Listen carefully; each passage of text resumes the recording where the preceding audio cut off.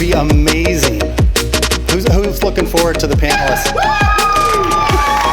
The panelists are excited to hear the panelists. So I've got them sitting up here. I'm going to go over the agenda in a minute. So before I do that, I want to kind of tell you a little bit why Lynn and I are even doing this. For those of you that don't know us, Jeff Marchant, Lynn Marchant, we're at the Marchant Real Estate Group, also Team Limitless at EXP. And it was about a little over a year ago, I was actually asked to come to this exact same room, but sit up here. And I was on one of these stools for an investor panel. And Lynn was invited too. The difference is she said no, and I said yes. And that's very important to point out, though, because she was sitting down here, and we've said no to a lot of opportunities, okay? So I'm backing up a little bit. We said no to a lot of opportunities. You know what? We should say yes. We should start putting ourselves out there. I want to meet more like-minded people, right?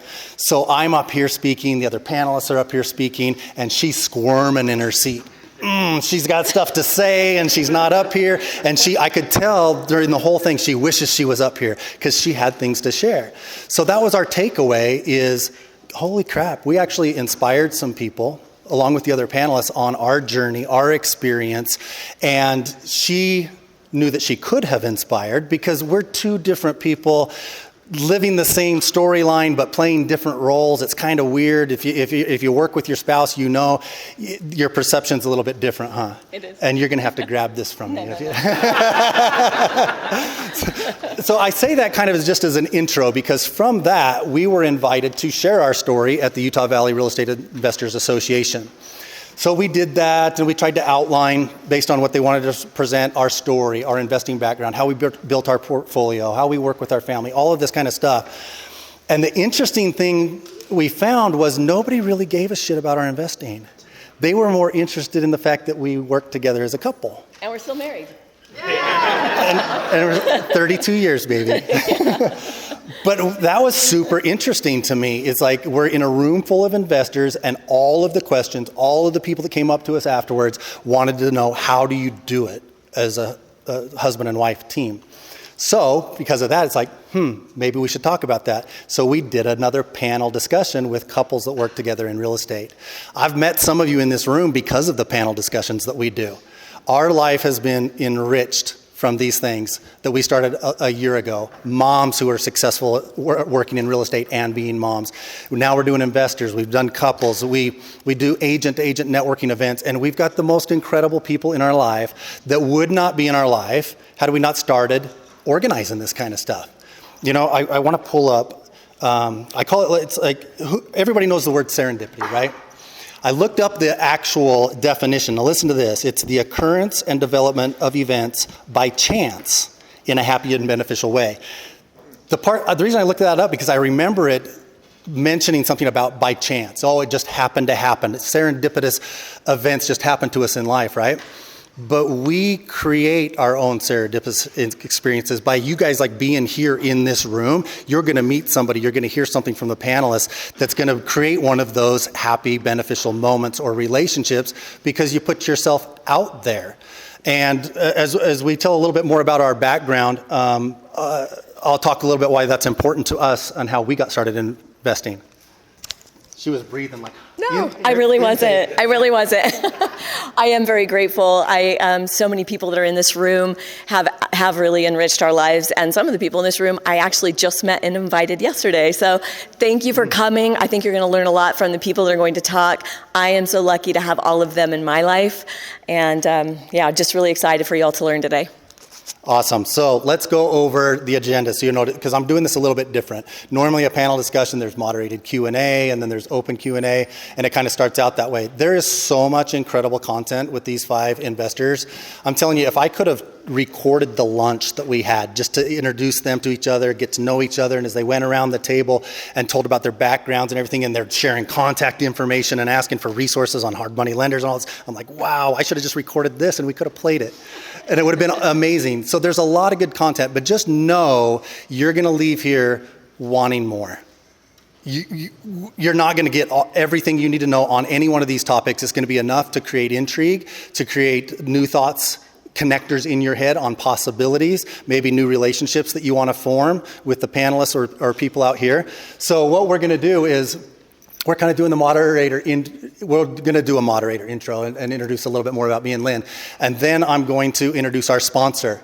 She's standing back, Janine, back there with Edge Homes. She's going to come up and introduce herself. And then she's going to also come up at the end. So it's just a short intro at the beginning. So what I'm going to be doing different is our panelists are sitting up here. If you notice, these chairs are empty up here. It's like, no, they haven't showed up yet. Holy shit. Somebody call them.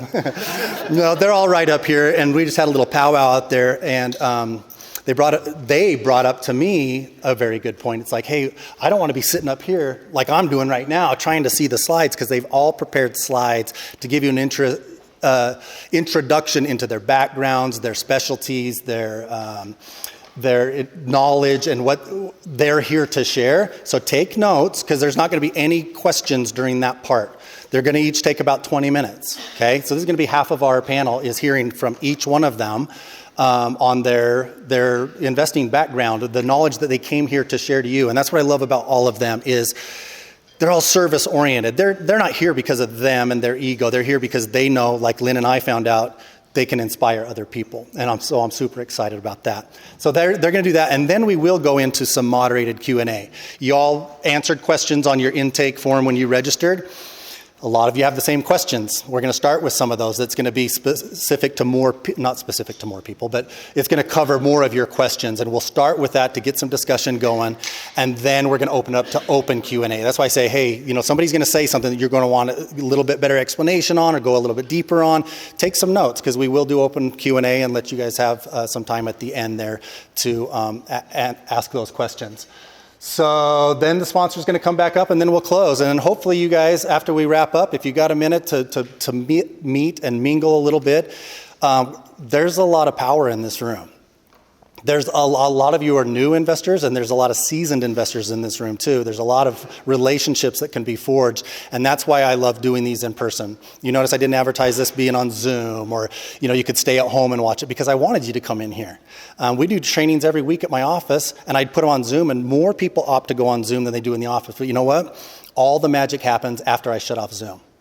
Those people that are there in person in a group setting, and hey, I just got this deal I want to throw by you, Terry, and I want your opinion on what I'm dealing with right now. And then the mastermind, the network that goes on, it's amazing. So I look forward to that part as well, as much as I do the panel discussion. So let's... She laughed because she didn't know that picture was up there. Sydney said, don't tell Mom. Sydney did our slides for us.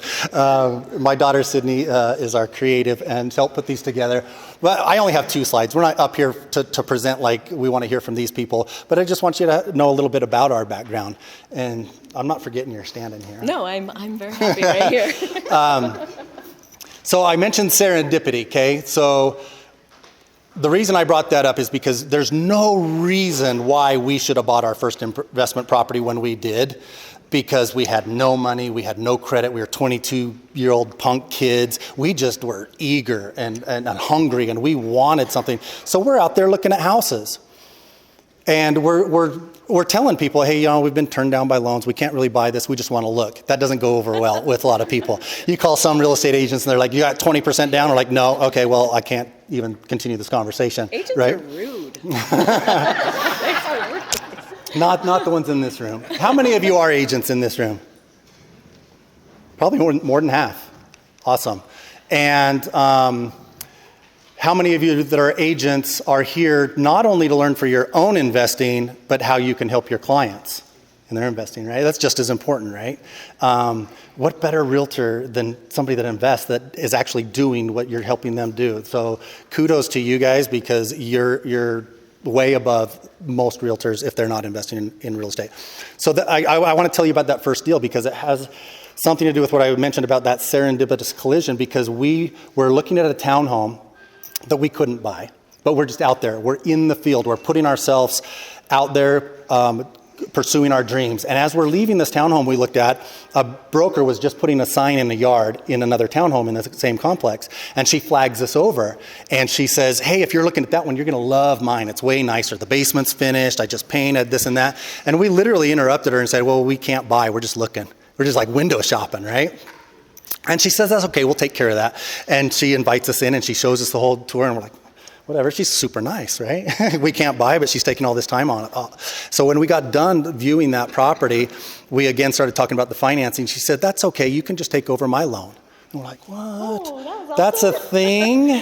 We can just take over somebody's loan? Because we can't have one. And we said, well, we don't have the credit. We don't. She goes, that's okay. This is going back to like 1991, okay? So it was $48,500 for a 4-bedroom, 3-bath townhome in Provo. She deemed her equity to be $5,500. She said, if you can give me $5,500, you can take over my loan. And here's the cool thing about that. Taking over a loan that had already been amortized out 13 years. It only had 17 years left on it. That was a cool realization for me because we had our brand new baby girl, and I realized I just paid for her college. How cool is that, right? If I do nothing else but maintain that property, keep it rented, I'm going to have a free and clear townhome by the time she graduates from high school. Super cool. I won't tell you the whole story on that, other than the fact that we were just out. We were out looking, doing, and you could say that happened by chance, but no, we created that chance. I remember when I was young, I read Brian Tracy's The Luck Factor. The Luck Factor was awesome. It was one of my first, it was on cassette. My first course that I bought, it was like $59 or something. Lynn was mad at me.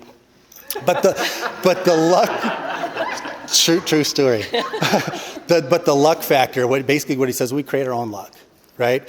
People will look at somebody successful and say, man, she's so lucky. If I could have what you guys have, that would be amazing. You're so fortunate, right? It's like, I worked my ass off, right? That luck was created out of thin air because you're out there doing. So think of serendipity a little bit differently. It's like, you got to be out there. You got to be doing this. And you're doing this. You could meet somebody or hear something today that really could change the trajectory of your whole investing career. So that is pretty awesome. And that's all those are just kind of the areas that we specialize in. And that was, there's another picture. Are you okay with that one? Yeah, that was better. So that was pretty much, as we like to explain, the first slide was us climbing our own mountain, creating our own security, guaranteeing our own retirement by the things that we did in our 20s and 30s. We're in a different phase right now, and it's more about legacy, and this is where I am going to hand the mic to you, but it's really passionate for us. We've always attached a passion and a purpose to our investing other than just money. Because the money's got to be for something, right? It's helping other people, it's helping your kids, it's security, whatever it's for. What is it really tied to? It's not just having more of something. It's got to be tied to a why or a passion, and we've always had that, and we've connected that with our careers, and we have that today, but it's not investing anymore. People say all the time, why aren't you leveraging up? Why aren't you, financing those free and clear properties and buying this apartment complex and this and that? And usually people are saying, why aren't you doing this? They're not doing it. They've got great ideas for me, but they're not doing that. So that's another thing when you put yourself in a room like this is listen to people that are doing what you want to do, have what you have, or the type of people you want to be. Don't listen to people that aren't doing what you want to do. They have no purpose or no place giving you advice. That's true. Don't listen to anyone that is not doing what you want to be doing. That I think our entire life has been people telling us we are doing the wrong thing. You need to sell that real estate. You need to get rid of it. The market's going to crash, and you're just too risky. And thank goodness, he's very risk tolerant. As you've heard, I didn't even like him buying cassette tapes, so I'm not. So, yes, I like to be very safe. That's why we're yin and yang. It's not bad to have one of you be really safe and one not be, as long as you balance each other out.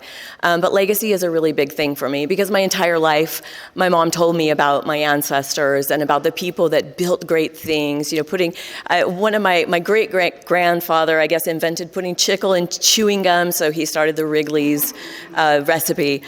And I was like, well, that means nothing, though. There was no legacy. To me, I was just like, but I didn't feel love and compassion and things from those ancestors, or there wasn't anything that was passed down.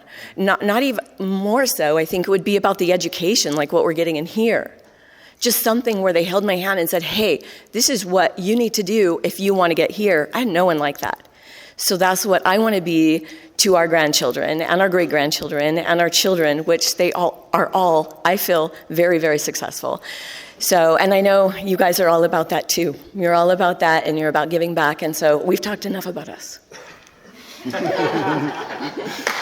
Okay. Thank you. Janine, are you still out there? There she is. Janine, come on up here and introduce yourself. She's with Edge Homes. Ironically, we met Janine because of these events that we put on. Janine was an alternate on our last Working Moms Who Are Successful in Real Estate panel. That morning, I don't know if she's here or not, but that morning somebody canceled because she forgot it was her son's graduation. And so our lovely alternate said, I'm here, I'm ready, let's do this.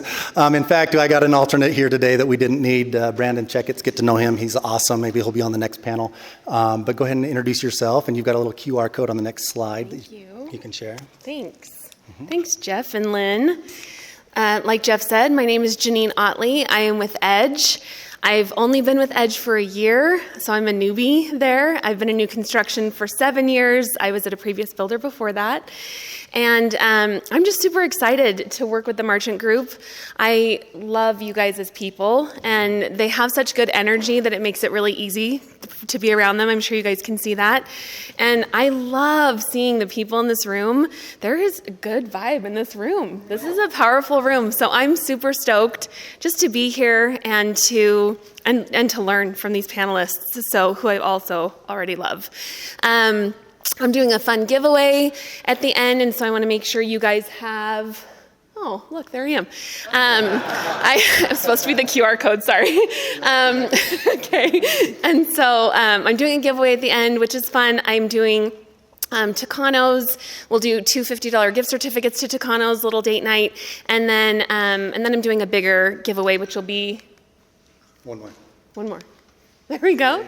And then I'm going to do $100 to Ruth's Chris for a little date night. So anyway, so please scan that QR code. What that will take you to is my flow code page. It's just my little way of keeping up on like what is coming out every week, what my current pricing is, what my quick move-ins are, just so my realtors have a place that they can go as a landing page and just search the information really quickly. What I'll ask you to do is there's a link that tells you to register for my giveaway. And so I will take all those entries at the end. I have a random number generator app, and so I'll pick 3 and we'll do the giveaway that way. So I'll show this code at the end as well, and you guys can scan to do that. So I just need your info.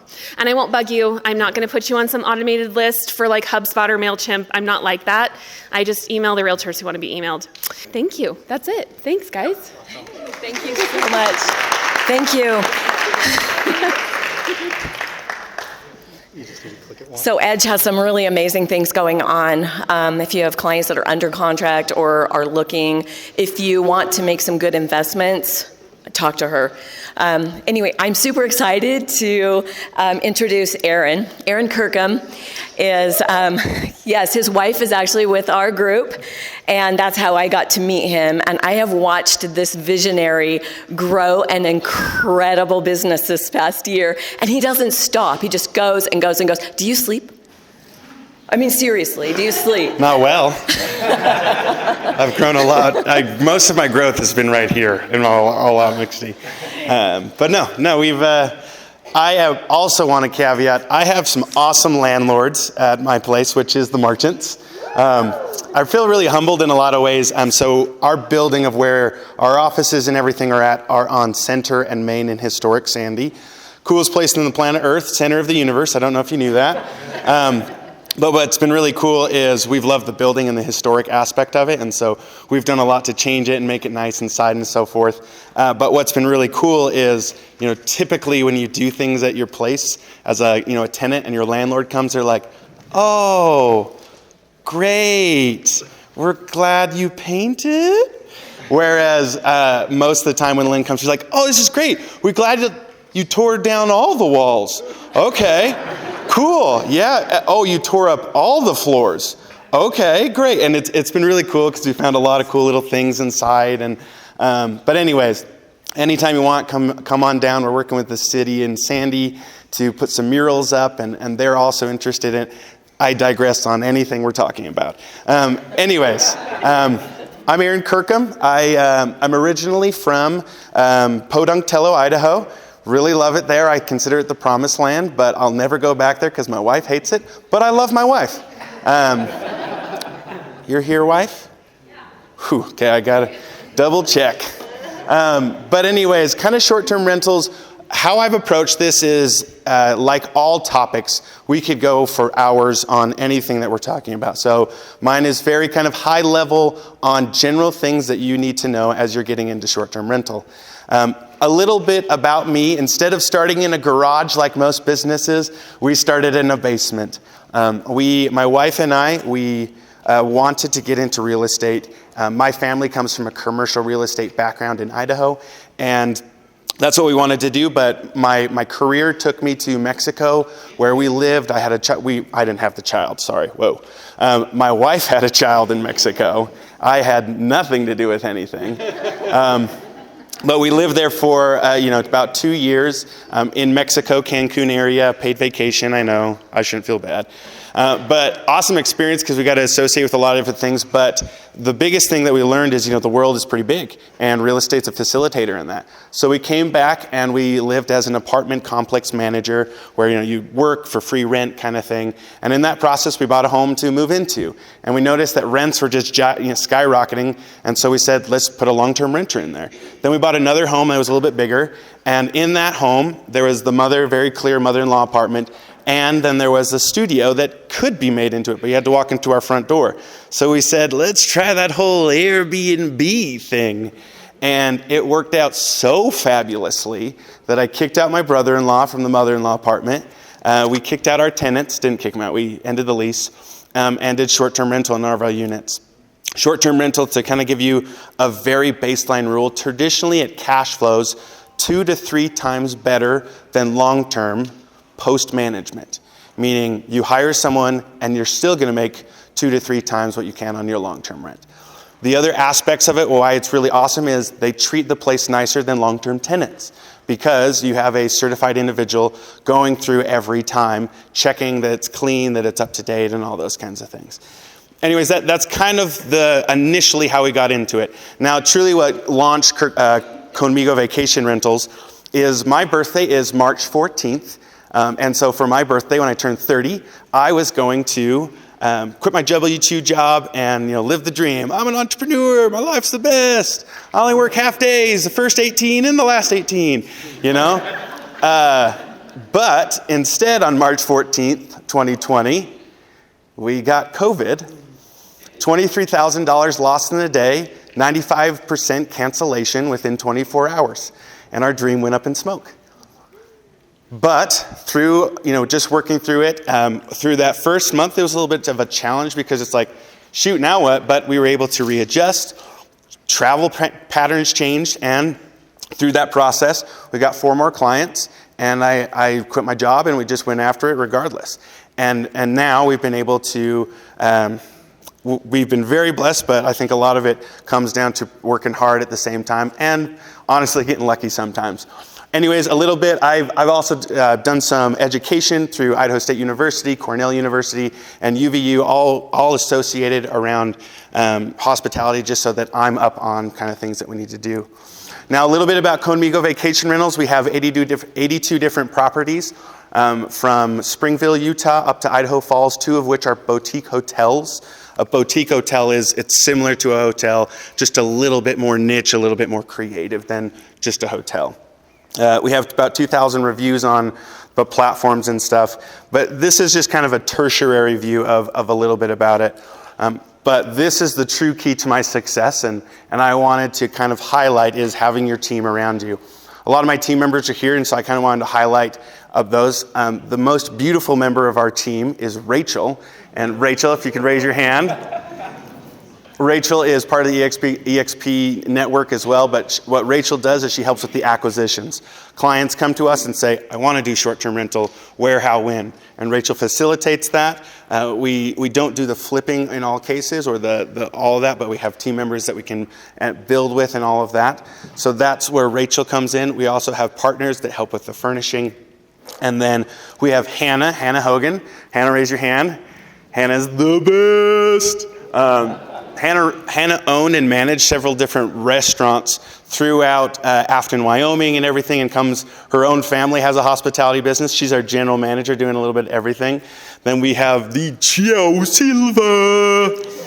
Joe, raise your hand. Joe helps with our maintenance team. He's got an incredible kick in soccer. We have a soccer team that we play on, Comigo FC. We're current reigning champions, side note. Georgina couldn't make it, but she heads up our cleaning team. Really, how Comigo approaches is we know that everybody in here is great at something. And it probably isn't a short-term rental, because that's why you're coming to us. So let us carry all of those pieces so that you can continue doing what you're doing, and we can help you be successful in this realm. Now, we're going to dig now into the short-term rental side of it. There's several different types of investments in which somebody can do in short-term rental, but for the sake of this conversation, we've broken it down into three: residential, tourism, and boutique or unique. Now, residential, really kind of what that digs into is probably 90% of what your current portfolio is now. You have a home that you've been thinking about doing short-term rental, or you live upstairs and you've got a basement and you've been thinking about it. All of those aspects are what we would consider residential short-term rental. The reason is it's in a residential area where traditionally there's city involvement on what the regulation is on short-term versus long-term. The great benefits of it is you already have the asset, or it's relatively low to get into that next thing. It's that townhome, it might be whatever it is. However, some downsides: high competition. In theory, all your neighbors could do the same thing. So because of that, it's challenging. Now, that's not to say to stay away from residential, because you already have it. It's just being more strategic on how and where and what, and it also sometimes depends on the neighborhood and those types of things. Right here, something you'll hear me talk a lot is government involvement. Now, this is something that is huge for residential. Dig into it a little bit more, but really what it comes down to is every city, their real point of what they are doing is they want to have houses for their people to live in. And if you take your properties and turn them into short-term rentals, in theory, you are taking them away from what would be a citizen in that community. And not every city and not every neighbor loves that. In fact, there's specific neighbors that loathe it. I put the emphasis because they do. Anyways, that's something that you do need to be aware of. Now, there are rules that are on the books. There are ordinances. There are ways to mitigate and work within the law around those things. However, it's something that you do need to be mindful that whatever residential home that you have that you're considering doing as a short-term rental, there is that possibility that any time a government institution can come in and say, it's been real, it's been fun, but it hasn't been real fun for the city, please cease and desist. To which you have to be willing to accept those rules or accept that risk and continue on. This is a wonderful way of getting in it because you already have the asset, but it's just a matter of making it creative and making sure you're doing it right. Tourism areas, these are awesome.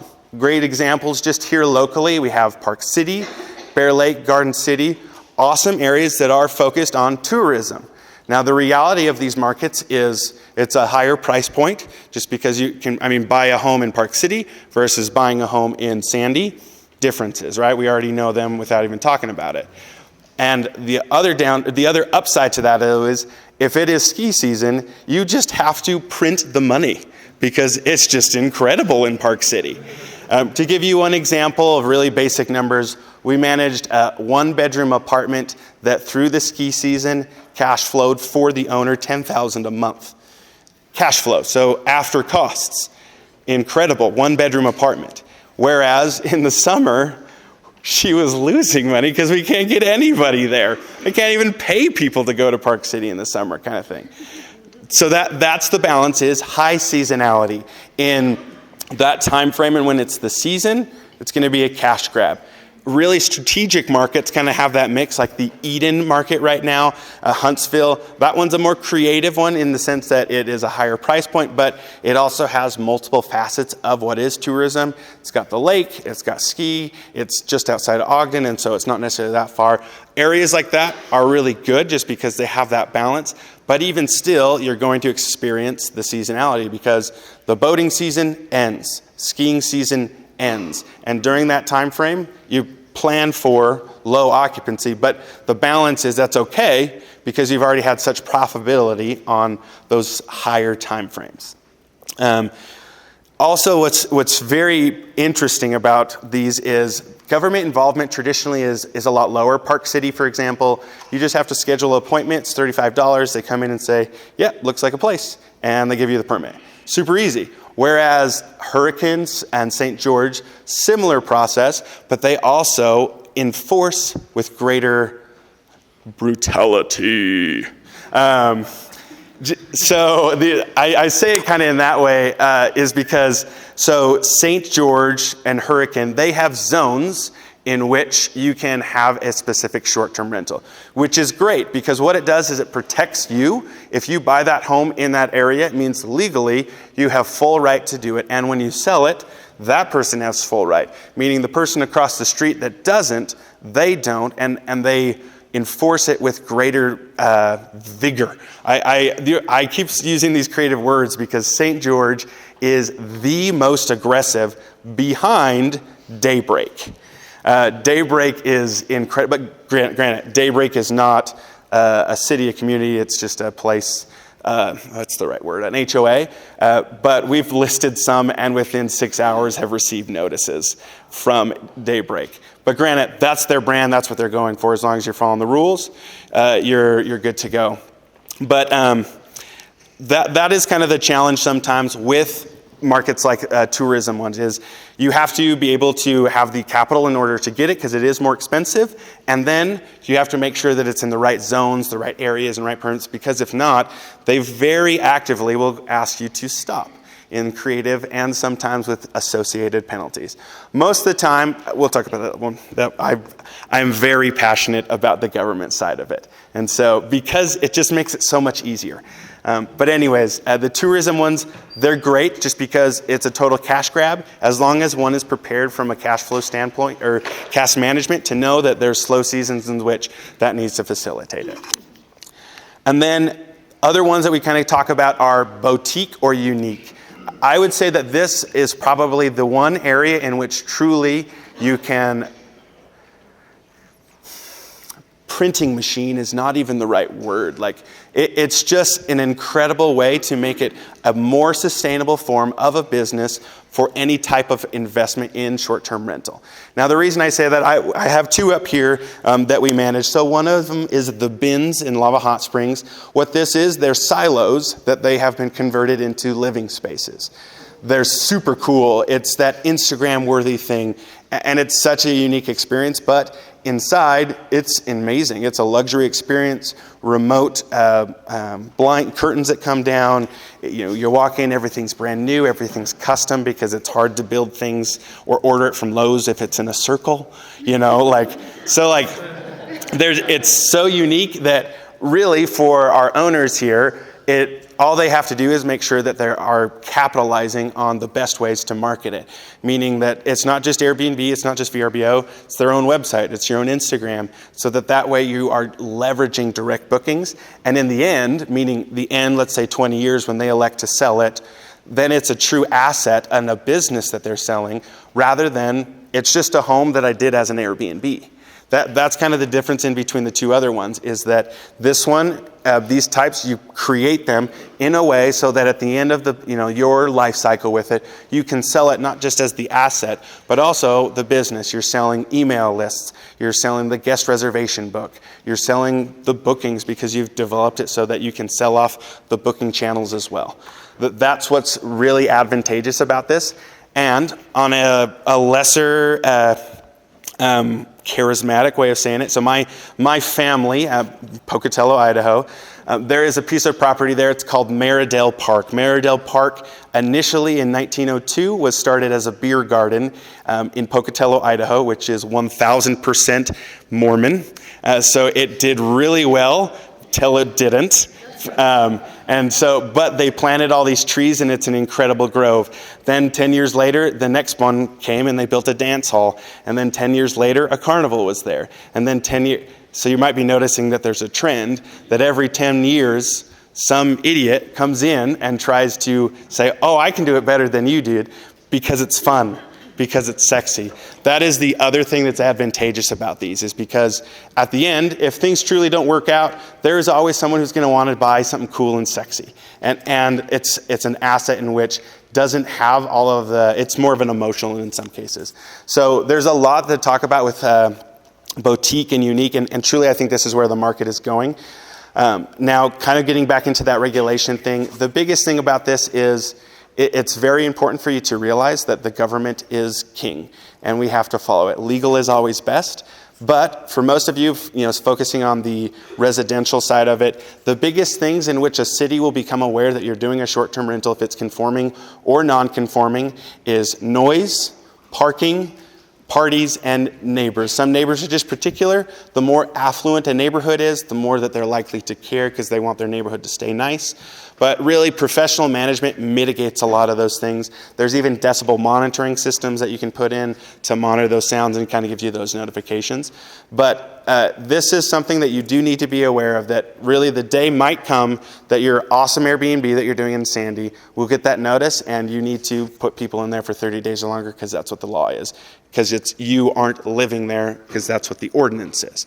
So that's just something that you need to be aware of. It is going to be changing in this next legislative session. There's these past 2 years, we've been fighting for different things that have been coming up, but this is something that you do need to kind of be aware of, involved in. Now, this is kind of the biggest thing of what the value I want to provide you guys very basically. These are trends, the biggest and quickest, easiest trends that I am seeing here in short-term rental. So the first one, midterm rentals. Midterm is fully furnished, 30 days to 4 months. Huge growth right now and huge opportunity. Meaning a lot of us probably have a short-term rental and maybe it's not performing as well as you want. You already have the furniture in there, shift it to a 30-day, and the probability of you getting someone there is pretty good because it's super easy and there's a lot of growth, movement, contractors need places, we're trying the area out. There's a lot of growth in that. Saturation in our market is drastically increasing. There's a lot of more units, and that's a threat. Large homes, what I speak about that's really 5 bedrooms and more. We've been trying. Previously, what we did is, since we house hacked, meaning we lived upstairs and then there was a unit below, or we moved out and so then there's Airbnb upstairs, Airbnb downstairs, and Airbnb whole house, we have found that our whole house listings are outperforming split levels hand over fist because it's larger units. And even more so, those 5 to 6 bedroom homes are crushing it just because it's such a low inventory and they're so focused on vacations, families, and that unique experience that they are totally doing great. So if you have one of those homes that you're considering, totally worth it. And then really the unique stay. Now, unique stay, I'm not just referring to boutique hotels. A unique stay, I'll give you an example. Our home, we have a home that it was our first home, White City, that's not necessarily known for its luxury. White City is enveloped or surrounded by Sandy. It's a very nice place where no one's white. I love it so much. We have a home that is very average, 4-bedroom home. We tried the room-by-room model, meaning renting each room out. It worked out terribly. And we shifted it and said, what does this home want? And we felt that it wanted families. We put bunk beds in. We did some murals in the basement, foosball table, hot tub. It is our most consistent short-term rental because it is unique in the sense that it uniquely focuses on families. It uniquely has amenities for families. It's not nice. It's super expensive. It's not cheap. It's average. Thus, it's consistent. So with the amount of saturation that's coming in, that's where this is the opportunity. You have an Airbnb now, let's say. How can you make it more unique? Ashley Shipley right here has crushed it at this concept. She has a place in Logan that it's a nice home, but she has made it unique in the sense of the decor, the style, the feeling, the amenities. That's the opportunity I think you have, as well as those very specific, unique, awesome experiences that are, the themed fully Park City, whatever it might be. That's a true opportunity I see right now because everybody right now is just throwing Airbnbs up, putting nice furniture like all of us. So how can you differentiate? So really that's kind of the gist. I know that there's plenty more we talked about. I probably went over, but yeah, that's where we're at, yeah? Awesome. Okay. Thanks, man. Yep. Good job.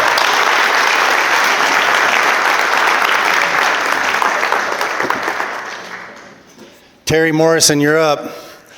I've known Terry for a little while. He came to me and wanted to build a portfolio, and so he started building a portfolio. The interesting thing about working with Terry is he had a goal, he had a dream, and he worked towards it, and the market was changing, right? When you start 10 years ago, prices were starting to come back up, right? And so the next one we looked at to buy was more expensive. The next one we looked at was more expensive, where a lot of people are going, things are going up too fast. In fact, remember our inspector? Yeah. We had an inspector that met us on every one of these properties. He would talk to us after the inspection. He had $90,000 sitting in the bank. He says, "Do you think I should buy some real estate?" And I'm like, "Yes, yes." He still to this day has not bought any real estate. Don't be that inspector. So Terry's got a lot to share with us. I don't even want to go into what he's going to share with you, but I'm super excited about it. So you're up. Thanks, Jeff. brother. Thank you.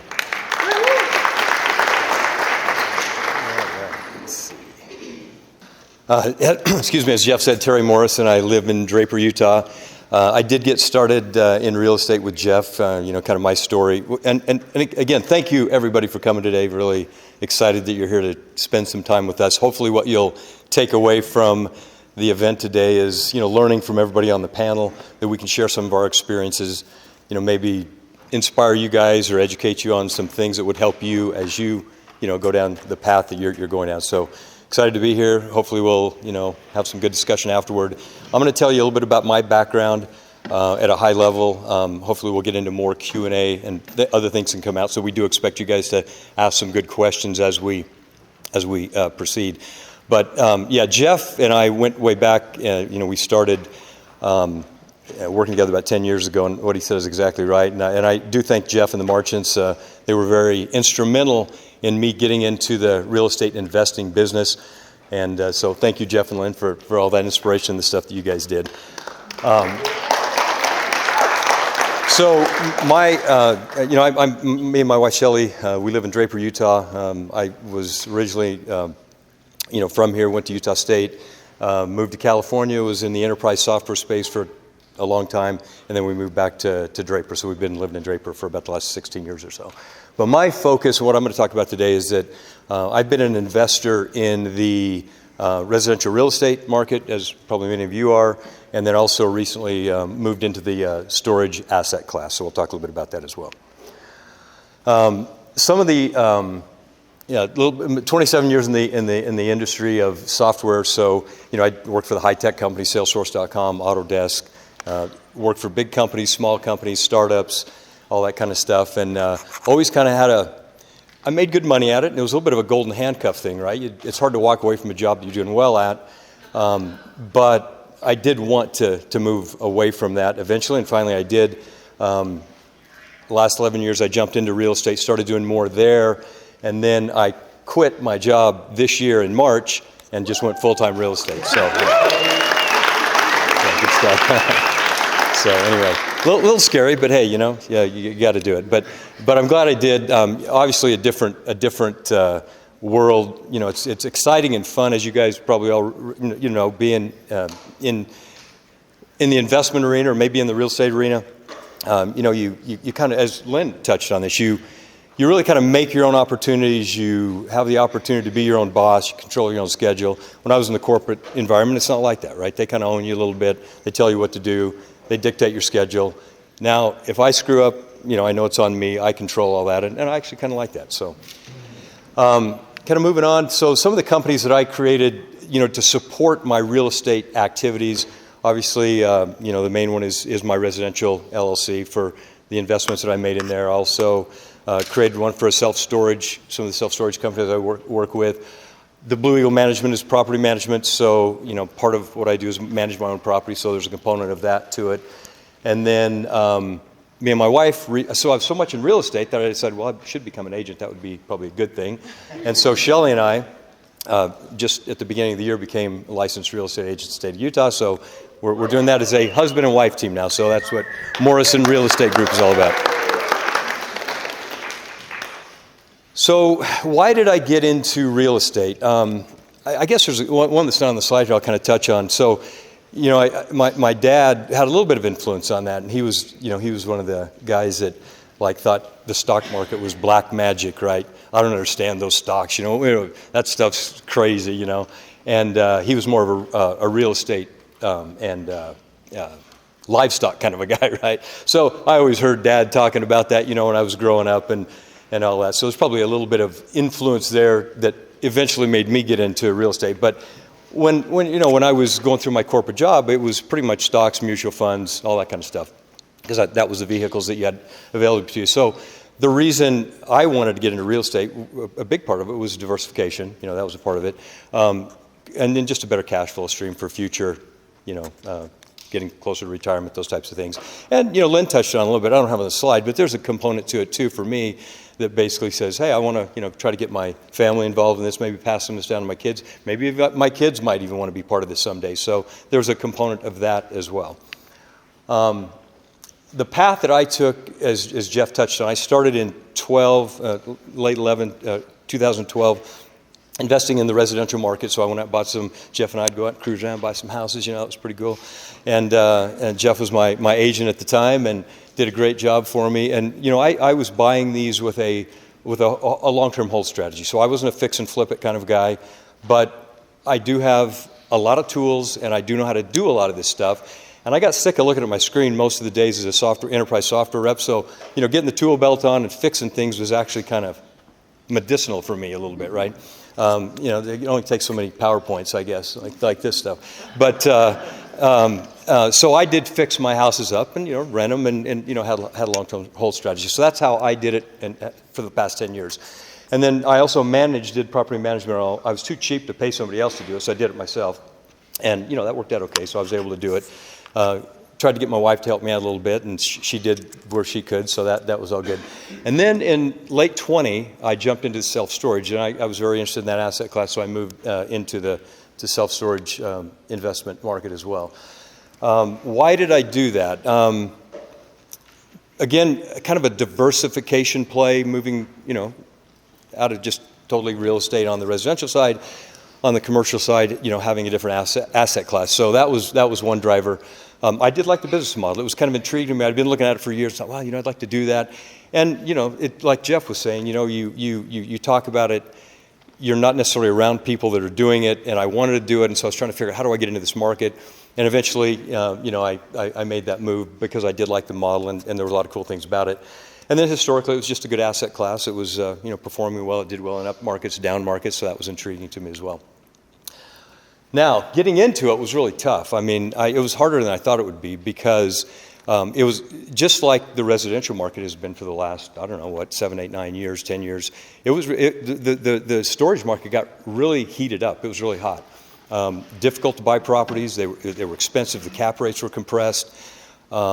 There were a lot of buyers chasing these deals. We'd go out and try to buy something, just like in residential. There'd be 6, 7, 8, 9, 10 different investment groups or people trying to buy these things. So it was really difficult. So my deal flow was horrible. I mean, I was chasing a bunch of stuff. I had no track record, and just like all of you have probably experienced, if you're looking at different if you're going to select who you want to buy your house.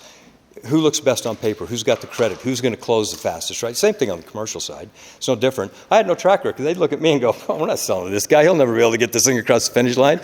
So I was just doing horribly. I mean, I couldn't make it happen. And it took a lot more capital, right? So initially I was like, well, I'm going to go buy me some storage facilities. But then you realize, these things cost more money than residential houses do. And so, my piggy bank was only so big. And so I realized really quickly that I might be able to buy one, maybe two, and then I'm going to be tapped out, right? So, but I still wanted to get into the business. But I was going to do it anyway, and so that was kind of the path that I took. But it was difficult; it was hard to get in. So, what did I do to kind of overcome that? Well, just like it's kind of like what we're doing here today, right? I mean, I went to some investment workshops on self-storage, and I met people just like you all out there that I didn't know before, and I networked with them, and I continued to stay in touch with them and talk with them. And so I'm getting my butt kicked. I literally went after like 10 deals, right? I put LOIs out there, I was trying to get these things tied up, and I was losing every time, right? And I was just getting frustrated, like, wow, this was over about a 4-month period of time in late 2020, early 21. And so I'm talking to one of these guys that I know from this workshop, and I'm just kind of whining a little bit, like, yeah, I just don't know what's going on. I can't win any of these deals. I'm not, maybe I'm doing it wrong. And I was just wondering, maybe I am approaching it wrong. Maybe I need to do something different because I'm just not, getting the results that I wanted. And so these guys they'd been in the multifamily market for 15, 20 years or so. And they had done some office buildings, and they had shifted their focus over to self-storage as well, and that's why I met them in this workshop. Well, I thought, well, I'm going to take a deal with them and see what they think, because maybe I'm just looking at this wrong. So I take a deal to them and say, hey, what do you guys think of this? And they're like, wow, Terry, that's awesome. That's cool. So we get talking. We partnered up on that deal, and with them behind me, now I've got some experience on, we put a bio together, and we had a resume. I could show these sellers, hey, this is who's buying this. It wasn't just me. It was me and these other two guys. Boom, close the deal.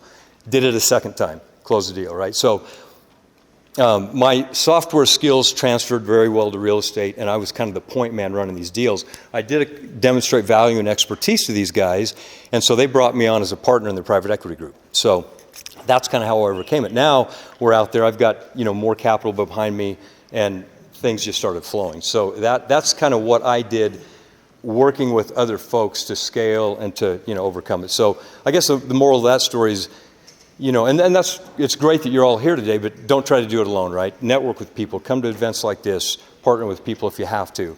That worked for me. That's kind of how I got into the storage business. So what does the portfolio look like today that I have in working with this group and also personally? So on the self-storage side, starting in January, again, my role with this group and the expertise that I showed is I came in, I was a deal guy, right? I found the deals, I got them into contract, I closed them, and then we moved on. So that was kind of the value that they saw from me. They had some other skill sets that they did, and I did that one really well, and they liked that. So that's kind of what we did. So since 2021, I've purchased we've got 10 properties that we've purchased that are under our operation. So we own and operate them as this private equity group now. We've got 5 that are under contract that are probably going to close in the next month or two. So that'll put us up to 15. The total asset value of those are about $31 million, and we've raised about $7.5 million in equity to buy those. So that's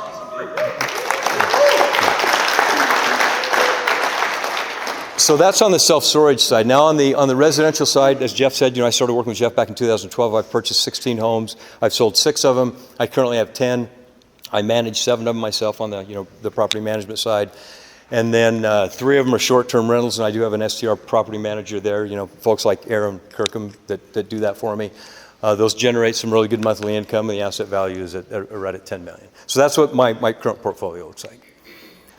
So in the self-storage space, kind of giving you a little bit more color on what is our strategy, right? So as when I first started, it was like, man, I just want to go out and buy a property. I want to get one under operation. But obviously that matures a little bit in your thinking. You get more educated, and you kind of understand, what you want to do. So that path kind of, goes where you want it to. So we started where I was having the success is more in the tier 3 markets. So what I mean by tier 3 markets, like if you're buying downtown Salt Lake, downtown Atlanta, the big cities, that's tough, right? The REITs are in there. Those are expensive. It's hard to get into those kind of properties. So we were more out in the tier 3. Think of tier 3 like Payson, Utah, Grantsville, 20,000 people, smaller markets, but a population on the outskirts of bigger cities, right? So that's where we were having our success. We seemed to be in that $1 to $4 million price range. Not that we had a formula that said we had to be there, but that just seemed to be where we were winning deals and the areas that we had success in. Now, that's what it costs to buy them. Usually, if you go to the next bullets there, our strategy was expansion and conversion. Conversion means we take a commercial warehouse or an empty warehouse, just big square building, and then we convert it to climate control self-storage by putting a bunch of units on the inside. And then the expansion is about buying property that has more land on it so we can put more buildings on that land. So we did not just buy properties to operate them for the cash flow. We bought them to expand them or convert them. And then also improve them with technology. So that was kind of our strategy and how we went about things. The expansion usually would be it's close to just roughly about 2x. So if we paid $2 million for a facility, we'd end up at the end probably putting about $2 million more in construction. So whatever we bought was doubling in price, just because of our investment in improving that property. We also kind of took a hybrid approach, saying, you know, we're not just going to buy and hold. We will. I don't like the word flip, so I'm going to say we're going to improve, expand, and sell them. So we. Nothing wrong with that word. I just, you know, it's a weird thing that I have about flipping a house. You know, I don't like to flip these things. I'm improve them, expand them. So anyway. But we had a hybrid model in that we did about, I think we have about 5 that we're trying to sell now. So we do have some that we want to hold, some that we sell. So that's kind of how we went about it, and that's what our strategy's been. These are actual pictures of a couple of our properties. That was one, just a concept design where we redesigned one. And you can see about half of that SketchUp model right there, that 3D model, had buildings on it when we bought it, and then we put the rest on it. This is one that we're expanding, you know, did some paving and put some new buildings on. So it's kind of how we went about that. It's hard to do all this yourself, as I mentioned before. You got to scale. And again, we didn't just buy one property, man. We bought 10. We accelerated, and our velocity was really fast. So that was a lot of properties in a short period of time. To do that, you have to have help, right? You have to have partners that are kind of side by side with you. So we had a lot of vendor partners. We have a professional storage management team that we work with that helps us manage these. So most of my properties out on the East Coast, just because that's where we found the market to be what we were looking for. And one of my partners was located there, so we were kind of trying to build that base around where he was out on the ground. So we have property management people that take care of that for us. We use a lot of software, a lot of technology. We try to automate these things, so we have partners that do that. We also work with a lot of brokers. So one of the keys to this business that I found is working with real estate agents on the commercial side that are selling these properties. You have to develop the relationships. You got to spend the time to call them, talk to them, follow up with them, and on and on. And when you build that network, deals will then come to you. When I first started, man, I was calling everybody. Hey, you know, what's going on in this area? You know, what do you got? You know, so on and so forth. And now, after 2 years, I've got people bringing me deals because they know we're credible and they know we can close, they know we can operate. We've got a track record, and so they're bringing me deals. So I have a little less of the prospecting going. As a matter of fact, we say more no's today than, I mean, it's incredible how it shifted around. But we also have a strategic relationship with a broker from eXp Commercial Realty. So we work with a lot of brokers that are selling properties, but he's kind of our guy that we use to sell our properties and also help us on the buy side too. So we do that. So anyway, just a couple things there. Our deal structure, just at a real high level, you know, typically, you know, we go in, you know, we do get investor money so we can scale and buy a lot of these properties. We pay out a preferred interest to them, and then we have a 50-50 equity split with them typically. So that's just a, you know, kind of high level how we do it, but we've attracted. My time is up. No, okay. So just in closing here, on the storage side, you know, the group that I work with is called Equanimity Capital Partners. Equanimity means tranquility and a peaceful mind. So anyway, but this is our website. Also, you can find Shelly and I. Shelly, my beautiful wife, Shelly. Raise your hand. There's Shelly right there. Shelly is my partner in Morrison Real Estate Group, and that's our business that we run on the residential side. So anyway, thank you.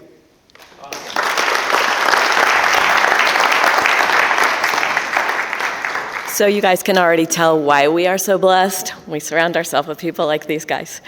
I am so excited to introduce the one who is full of energy. She brings so much to our group, and she does so many different things. What I love about her and her awesome husband is that they're always pivoting and shifting and doing something new, and they love teaching people. So this is Maylee. And where's the clicker? Oh, do you have the clicker? Oh, wait, is it over here? Oh. It's laying right there in front of the computer. Yes, it is. And she's got a lot of stuff going on. So anyway, Maylee. Thank you. Yes. Okay, is it working? Yeah? Okay. What's up, sexy people? Yes. Okay, so I am Maylee Nelson. And yes, I bring a lot of, intense energy. So if I talk too fast, tell me to slow down. It's fine, I promise. Right? So we do a lot. It is true. And we're going to kind of dive in probably mostly about fix and flips, even though Terry was like, don't say flip, don't do that. Funny story, I actually hated that name too, because I'm like, I do not do lipstick on a pig. I do not do that. I do a full-on renovation, right? I do not do that. So I'm filled with the fix and flip vibe there. But we'll dive in. Yes, my husband and I, Mitch Nelson, so we are a couple team as well. He is not an agent, however. I do the agent side. So we're going to kind of dive into the full spectrum of what we do, and then probably be able to dive in a little bit into each perspective of how we started it, why we started it, and maybe inspire you to be able to go out and do the same. Because truthfully, that's what this is about, right? Is you can too. You can too. If I can do it, I promise you can too. Like, that's what this whole thing is about. Okay, if for some reason we can't get to play, that's fine. I'll give you the QR code to go watch it yourself. Take out your phones and subscribe, because that's exactly what you're gonna want to do. You're not going to be able to learn all of the amazing content that it takes to do what we do. You're not in this class, not from any of us investors. Like Lynn and Jeff said, it's a lot of information, and it takes a lot of failing to figure that out.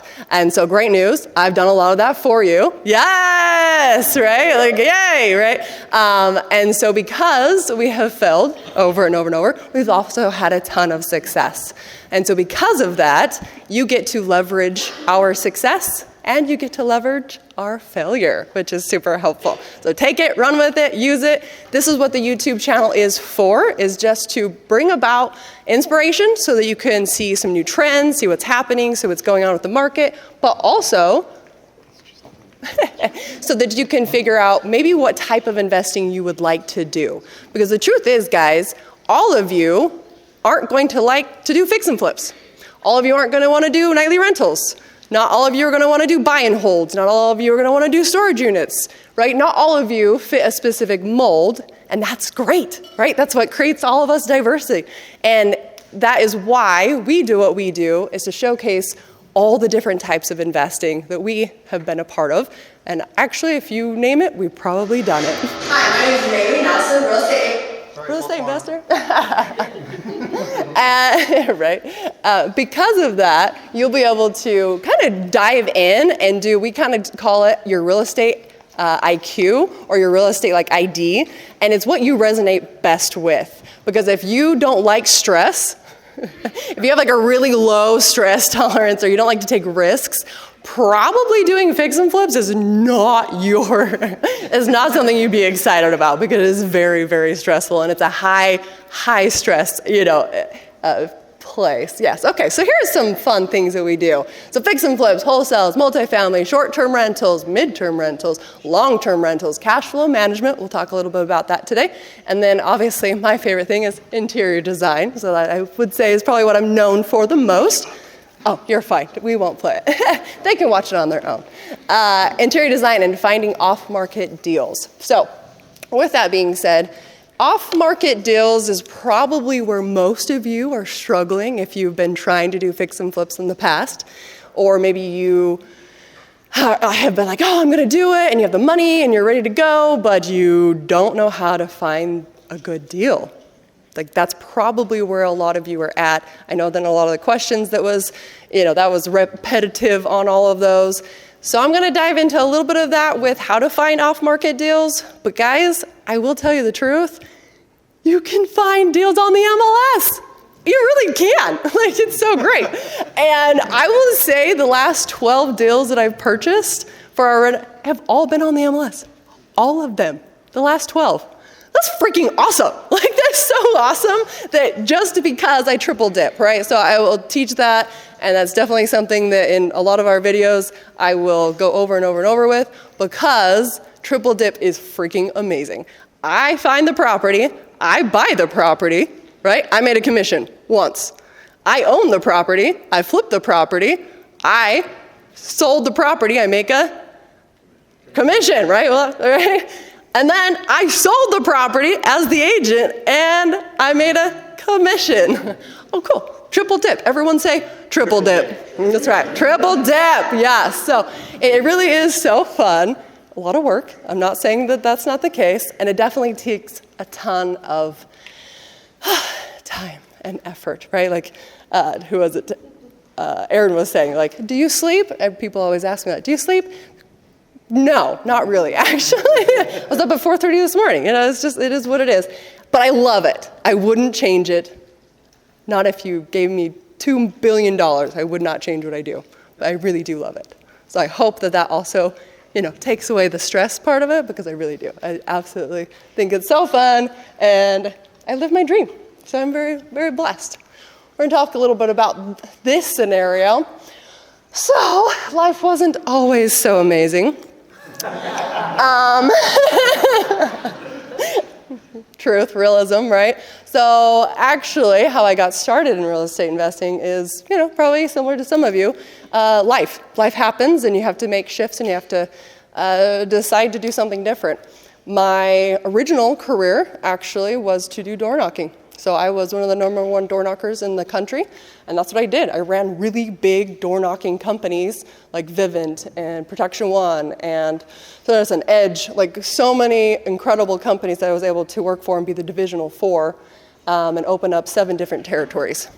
Very blessed. That was such an incredible experience. I learned a ton about sales, right? I definitely figured out how to get someone to say yes within about 15 minutes of talking to somebody. That's pretty cool, right? No matter what it was. And it was great. I was living in California, and one day I was just walking down the road, training some of my guys, and I stepped off the curb wrong, and I tweaked my back. And from that moment on, for 9 months, I was in a wheelchair. My career was knocking doors. I was walking. That's what I did for a living, right? I had retired my husband, not my current husband, my ex-husband. I had retired him. I had 2 kids at home. They were just young. It was absolutely horrific, is the truth. I didn't know what I was going to do. And life does throw you really hard curveballs, guys. And your job is to freaking get back up and keep going. That's your job. Because who's going to do it if you don't? Who? Who's going to do it if you don't, right? It takes you. It takes you to say, I can too. So that's what I expect from all of you today, to say I can too. So, thank you. Obviously, I am, doing much better now. So 9 months later, unfortunately, we did lose everything. So I lost my house. We foreclosed everything, right? We lost everything. My back surgery was $80,000 cash, no insurance, because it was exploratory surgery. That was incredible. And so, but I knew there was something wrong. So, went ahead and did it anyway. And it worked. Within 4 hours of back surgery, I could walk again. It was friggin' cool. I did this because I didn't have any leg strength. And you can see my weird calls. Anyway, it was gross. But it was inspiring because you can trust your gut. And that's exactly what I did there. We ended up actually moving back to Utah. And we moved into the basement of my grandparents' basement with my kids and my dog and just our suitcases, basically, starting over. And it was quite humbling because I had created this, mecca of what I thought I was and what I did for a living, and now all of a sudden I'm not that person anymore. That can be very ego, it's hard. So with the reality check, I was driving down the road and I saw a sign that said, real estate investor seeks trainee. You can make $10,000 a week. Call this number. And I was like, okay, yeah, whatever, right, scam. But I thought, you know what? I've always wanted to do real estate investing, and I had to figure out something that I can do if I'm in a wheelchair. I need to figure out something that I can do if I can't walk, right? If I can't do the things that I was supposed to be doing, whether I lose my arm, whatever happens, I need to be able to still make money and provide for my family. And it was very important to me because I grew up very, very poor, so I was not going to allow my children to suffer for any reason. That was very, very, very, very important to me. And so I thought exactly that. Oh my gosh, I could do rentals. I could get paid when I was sleeping. I could get paid if I was on vacation, and I could get paid if I was dead, right? A well-managed rental makes all the difference in the world. And so I, from there, was like, okay, I'm stewing on it, right? I'm going to do this. I'm going to figure this out. It just takes saying, I'm doing it. And finally, that's exactly what happened. Dave Deal, actually, love this guy. He's actually who inspired me to start doing real estate investing. I saw him actually in a conference very similar to this, and he said, come with me to come see Mitch Nelson. Now my husband, but he wasn't then. He said, come see him with me. Like, this is incredible. I sat in the back of the room, and I'm folding my arms because it was a seminar where I was going to be sold something, and I was freaking pissed. I was so mad. But anyway, so I'm sitting in the back of the room, but literally in 2 hours, I learned more about business than I had known in the last 12 years of running my own companies. In 2 hours, this man changed my entire life. So thank you, Mitch Nelson. Thank you. It's true. And for that, I'm very grateful. But also, it took a team. It took a lot of people. So I didn't do this by myself. Obviously, Mitch doesn't do this by himself. So we have a lot of amazing people here. I can't even name all of you that are on our team, but we will show some fun pictures in a minute to just say, we love you, and we're so grateful for all of our team and what we do. So from there, after I did buy my real estate education, and guys, if you don't have a coach right now, you're wrong. I'm going to throw that out. If you don't have a coach in your life, you're wrong. I don't care where you're at, what you're learning, how amazing you are, how incredible you think you are, you're not. I know, that sucks, right? Man, dang it, I thought it was that so cool. Truth is, you need a coach. You always need a coach. You should be actively always looking for somebody that's smarter than you, so you can grow and learn. If you're not, then you're only shrinking. So I looked out for a coach. I found the coach. I found Mitch, and that was great. And he said, you know what? You're an incredible door knocker. Why don't you take it to the doors? And I thought, oh my gosh, I totally can. And so then I did. I knocked thousands of doors, and then I created a team to knock thousands of doors. We had over 200 door knockers knocking in 2019. It was so awesome. We had so many leads coming in. I can't even tell you. It was so freaking incredible. But what happened was all of a sudden I created a bottleneck because I couldn't close all these, right? So I had to teach and train, and so it was so much. And I was losing so much money because, unfortunately, all of those leads, I wasn't an agent, guys. I was just an investor. So I had 200, 400, 500 leads coming in a month of saying I'm going to sell my house. But we know, most of us know in this room that 95% of people can say yes to a seller finance. They can say yes to a cash offer. They can say yes to maybe some creative financing of some kind. Only 5% of them can say yes to that. But 95% of them are going to say, I want to list it. That's what they're going to do. Oh, yeah, I actually have been thinking about selling my house, but I'm just going to list it, right? And so then what I did was go, oh, okay, well, that's good, and, I understand. I have some really great realtors, friends that I would introduce you to. Jana, here's a lot of money. And that's what I did. And then it got really, so then this is what happened. So, you just level up. I bought a brokerage. Actually, this is what happened. I go, honey, I'm losing a lot of money. Can we figure something out? And he goes, yeah, just buy a brokerage. Yes. Dave Coker-Hans is so good. Raise your hand because he's the best. Yes. Okay, so he was the broker that said yes. He's like, you want to do what? And I'm like, just say yes. I'm going to go through it all, I promise. But he did say yes, and so we partnered up on a brokerage, and it was Manchester Real Estate. It actually was really successful in the sense that we were able to convert those leads over and start closing some deals. Unfortunately, guys, maybe you're like me. If you're an agent, you're probably right here. But I was starting to do all the paperwork. I was starting to have to manage all the people that were on our team and all their complaints and all of their issues and try and answer. So now I was the person on the phone, only on the phone, not doing what I love, right? Like meeting people and like interacting and selling and doing the things that I love. Now all I was doing is paperwork. All I was doing was, babysitting people. And so I hated it. So Jana, I'm so grateful for Jana, goes, you know what? You really should do something different because this isn't your jam. I'm like, I know. It really isn't. I thought it was because it made me money. It did make me money.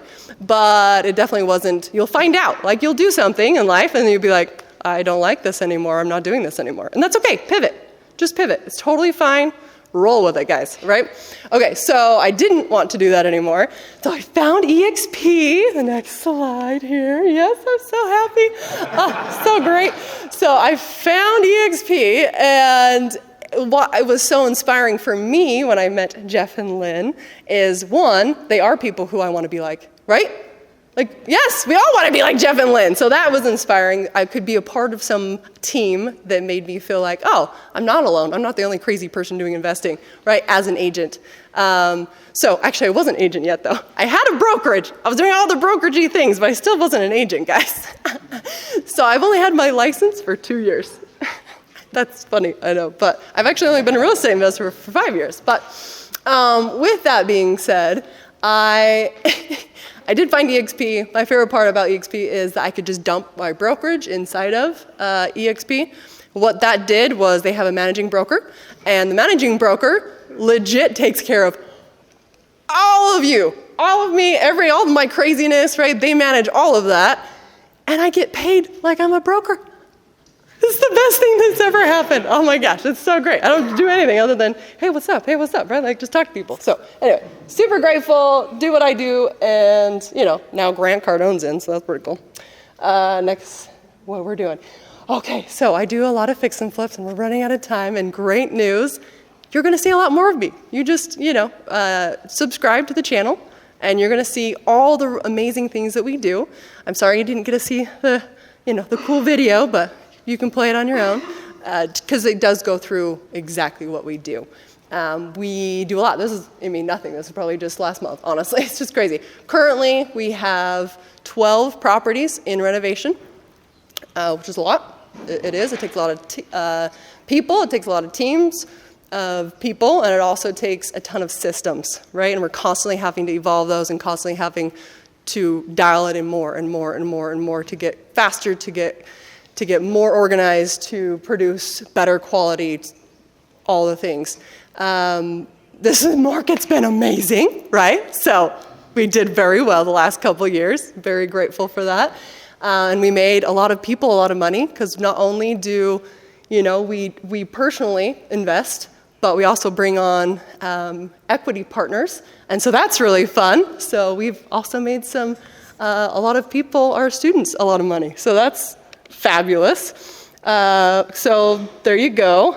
Currently, I own $17 million worth of real estate.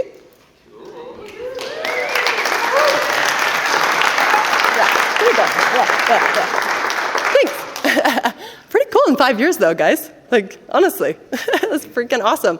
And I couldn't have done it without recognizing that you have to do hard things in life, guys. It doesn't just come to you, I promise. You got to go pound doors, because that's what I did. I found literally all of the deals that we started with, and to get this flowing, knocking doors. That's what I did. I still teach how to knock doors, because it's the best way. They can't get away from you. Knock, knock, knock. I'm here. Like, you can't click. You can't click. You can't, I'm here. So, now we get to have a conversation. You're welcome, right? And I found my best friend knocking doors. Thanks, Jana. That's so fun, right? How crazy. Life really is very serendipity, and all things do definitely happen for a reason. I do get to live my dream every day. It's pretty amazing. I get to be a mom of 2 wonderful children. I have a 14-year-old daughter. Amazing. And I have a 11-year-old son, and they really are so great. I also hope to do exactly what Jeff and Lynn have done, which is bring them into the business. They already are. My son signs contracts all the time. He's already in the business. He's looking at properties. My daughter's she's created her own design company, so I'm very happy with that. They're all in it, and I love that I can create generational wealth, because that is what was important to me when I got started. Give my kids what I never had, right? But then also their kids an upper hand, right? Why should we create poverty, when my grandpa died, he gave nobody anything. We all had to pay for stuff, you know what I mean? When my grandma died, I had to pay for the funeral. That's not what I want. I want to be able to be like, here you go, right? When I turned 18, I was handed $30,000 in debt from my mom, because she used my social security number. It's true. Okay, moving on. It's fine. It's fine. It's totally fine. Okay, so I'm going to offer a few things. Yes, here's the QR code. Again, if you missed it last time. So you can scan for the channel. Definitely, please subscribe, ring that bell, because you're not going to want to miss. We do drop an episode every single week, and it's very different. So we have Flippin' Nightmares. Everyone loves Flipping Nightmares because literally we just tell all of our dirty, nasty laundry.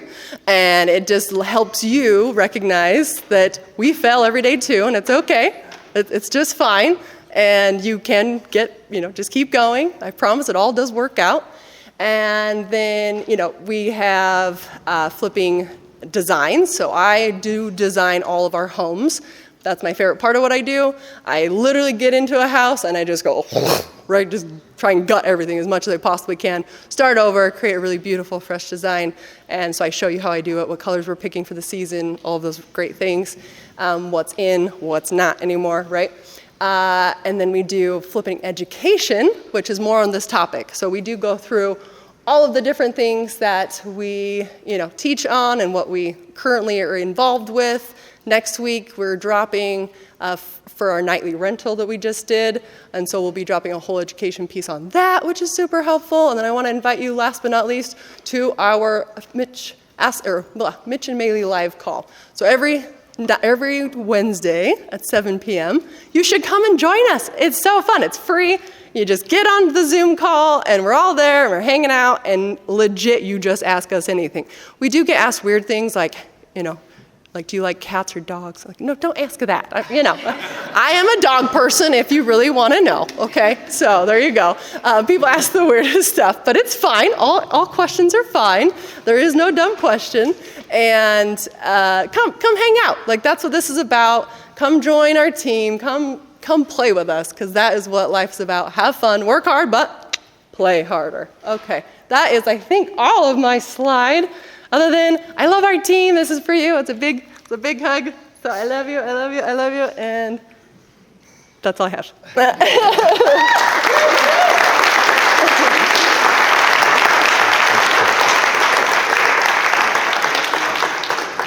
So how many of you have got good value for your time so far?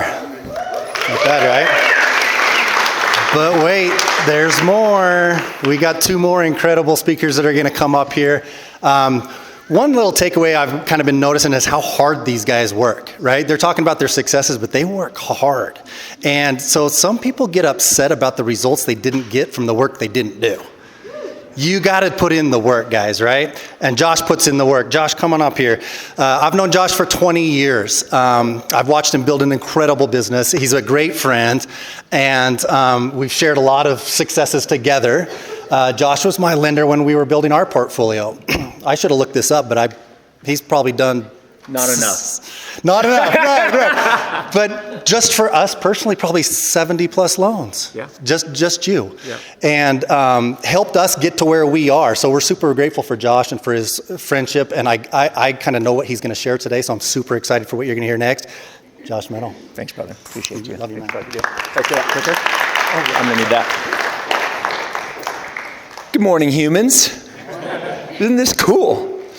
We are a bunch of humans in a super big room with bright lights, and we came here this morning to learn. We came here this morning to teach. We came here to be inspired. And I just love, multiple people have mentioned, Maylee mentioned it, Terry mentioned it, that somewhere along their journey in real estate, they came to an event, they met somebody, and from that moment forward, absolutely everything changed. And I want that for each of you here today that are thinking about getting further into real estate or are already into real estate, and you want to be like Terry, like, screw this, I'm all in, baby. Forget that W-2 job. 2 things I want to hit first. The first is what differentiates me and my style from the rest of the folks that you're going to hear from today is that my preferred hold time on a real estate investment is 100 years. So I have a fundamental belief that I don't own any of my properties. My kids already own those properties. And if I transfer the knowledge correctly to my kids' kids own those properties. So my job then is to maximize the cash flow and the economic viability of those properties as long as I live, and I get to take all that income and live an incredible life and pass on all the equity and all the wealth to that next generation. And one of the lessons I'm going to teach you today, or I'm going to share with you, is how to not only earn income, but to not pay taxes, and then to pass that generational wealth down to your kids without paying taxes as that transfers to them. 2 things I want to do before I kick into that. Number 1, speaking of serendipity, Jeff and Lynn were inspirational in the start of my real estate career. I'm super grateful for you. You guys do an incredible job. Sydney, Chase, thanks for putting this on. Quick round of applause for these guys because they crush it. Thank you. Seriously. And there's one other really special person in the audience that I want to recognize, and that's my mom, Cynthia Hales here. I think it's fair to say that I owe my life to her. Is that right? That's right? Right, Jordy? Yeah. So Mom is my business partner, never missed a football game, and I don't think ever missed a public speech. So thanks for supporting me. I love you. I want to share 3 lessons that totally changed my life as it relates to my investing strategy and how I think about real estate investments. To do that, I want to share the story of a property that my mom and I bought 20 years ago, and we still own to this day. And I want to share that story, and I want to give you kind of like the practical application as it relates to the story of that property. It's called Capitol Hill Villa. And then I'm going to give you some theory and some lessons that I learned along the way. And I went, holy shit, I actually lived that for the last 20 years. I get it. This all makes sense to me. So 20 years ago, my mom and I didn't know what the heck we were doing. We were trying to flip real estate, and if you wanted to know when the market was about to crash, just search for any time we bought a property, because immediately thereafter, the real estate market was going to drop out. If you could have shorted housing markets, just chase me and Mom around and find out what properties we buy. We were so bad at flipping houses. We lost money every single freaking time. But we were upside down in these properties, so what do? We rent them out. And then we got a little more money. We borrowed some money from somebody else. We bought another property. We renovated it. We listed it for sale. The market crashed. Shoot. We rented that one out too. So a couple years later, we're not very smart, by the way. You got to like really bang our head in the wall. So a couple years later, we turned around and we went, all these failures are creating cash flow. That's kind of cool. Like that's kind of what we wanted, right? Maybe we should just do this thing a little bit more. So we found Capitol Hill Villa. Everything that went wrong could have gone wrong. Literally 2 days before the closing of this property, my lender called me up and said, got good news and bad news. I'll take the good news. Good news is your loan's approved. Yes. What's the bad news? Well, instead of an 80% loan, we got you a 70% loan. And instead of a 7% interest rate, I got you a 9.5% interest rate. Cool, so I got to come up with another $30,000 tomorrow, and my payment just went up. This is awesome. So we ended up 100% financing that building. We had a family member who lent us the money. We did all the renovations. We cleaned the toilets. We removed the toilets. We put new toilets down. We rented the thing out, and we did the BRRRR strategy, right? Buy, renovate, rent, repeat. It was actually a strategy that Jeff and Lynn taught us with single-family homes. We just started doing it on commercial properties. So we buy this property, and when we purchased the property, there was 8 units in this building. The average rent is somewhere between $275 and $315. Let's just call it $300 a month. So it's generating $2,400 a month in gross rental income. Okay? The mortgage payment, because we ended up getting a long-term note. The mortgage payment ended up around $2,000 a month. So we had $400 a month in cash flow, $50 a door. But we 100% financed it. So what's a $400 cash flow on a zero investment?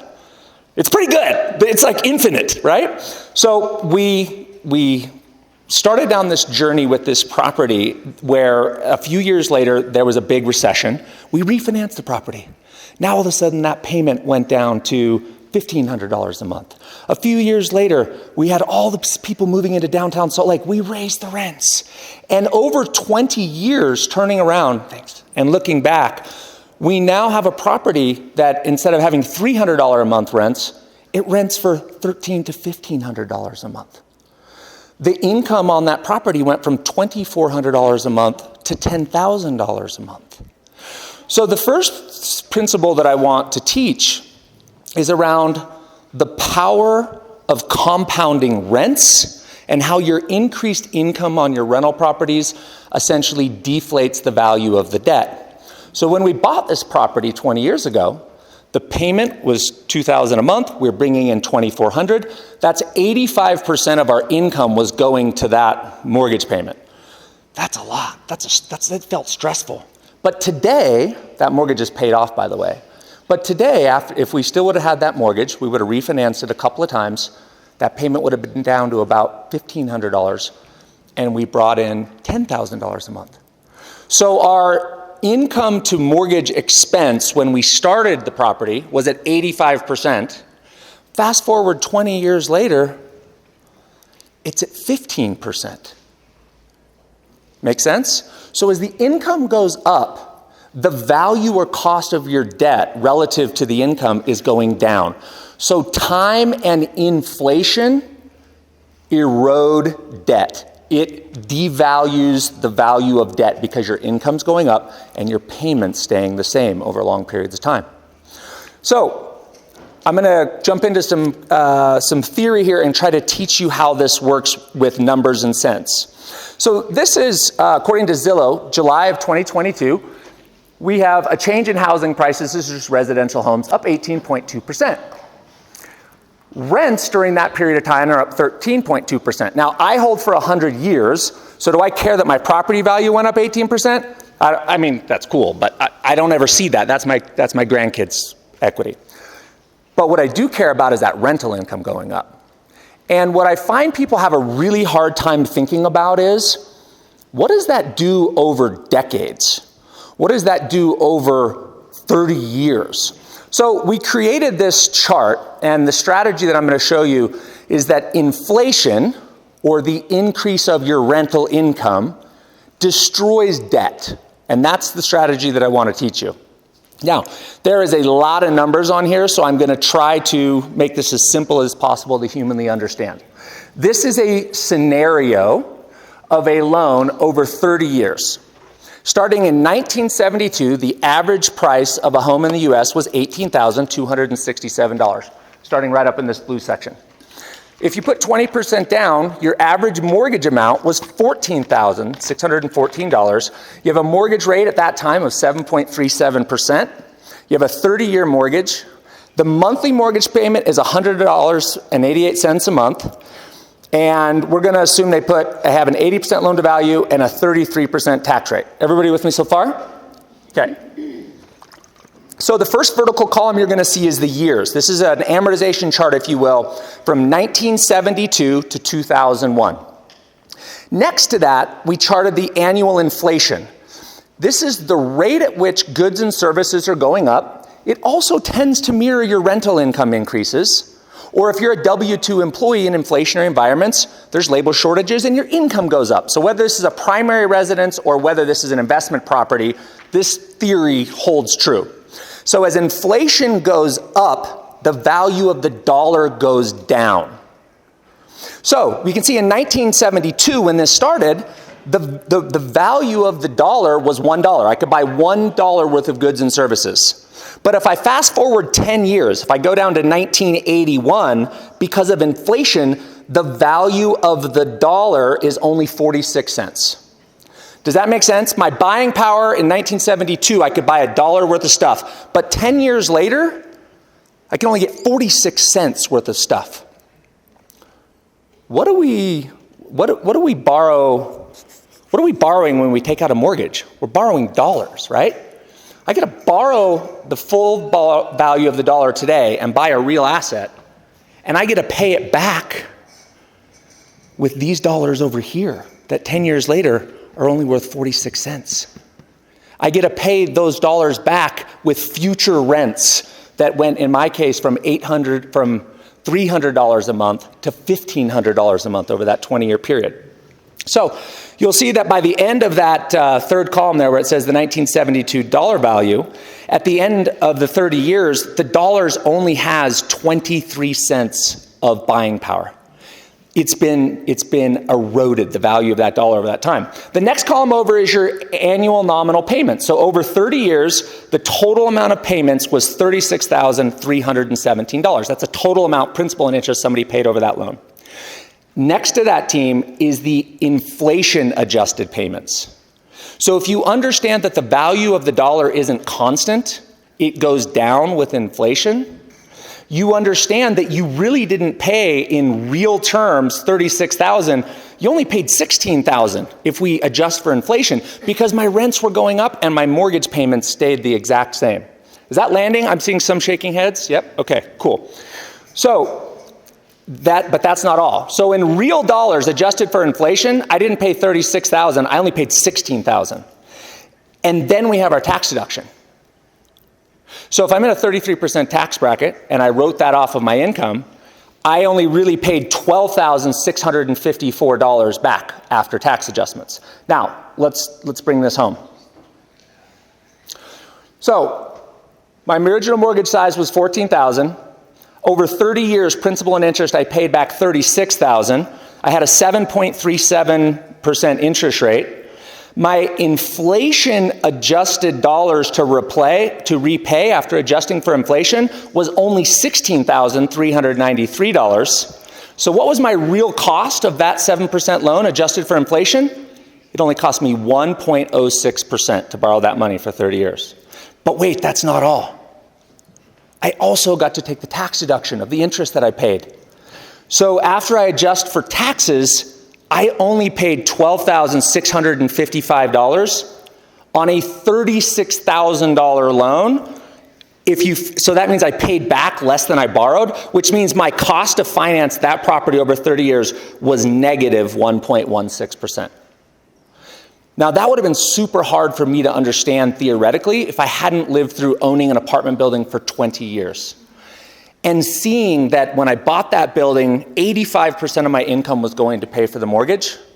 20 years later, only 15% of the income from that building is going to pay the mortgage. So the first thing that I want to share with you, and this last slide kind of gives you a visual of this, is that inflation and time, because we're on a fiat money currency system, which means that the value of the dollar over the long term has to go down. It'll continue to get watered down and diluted.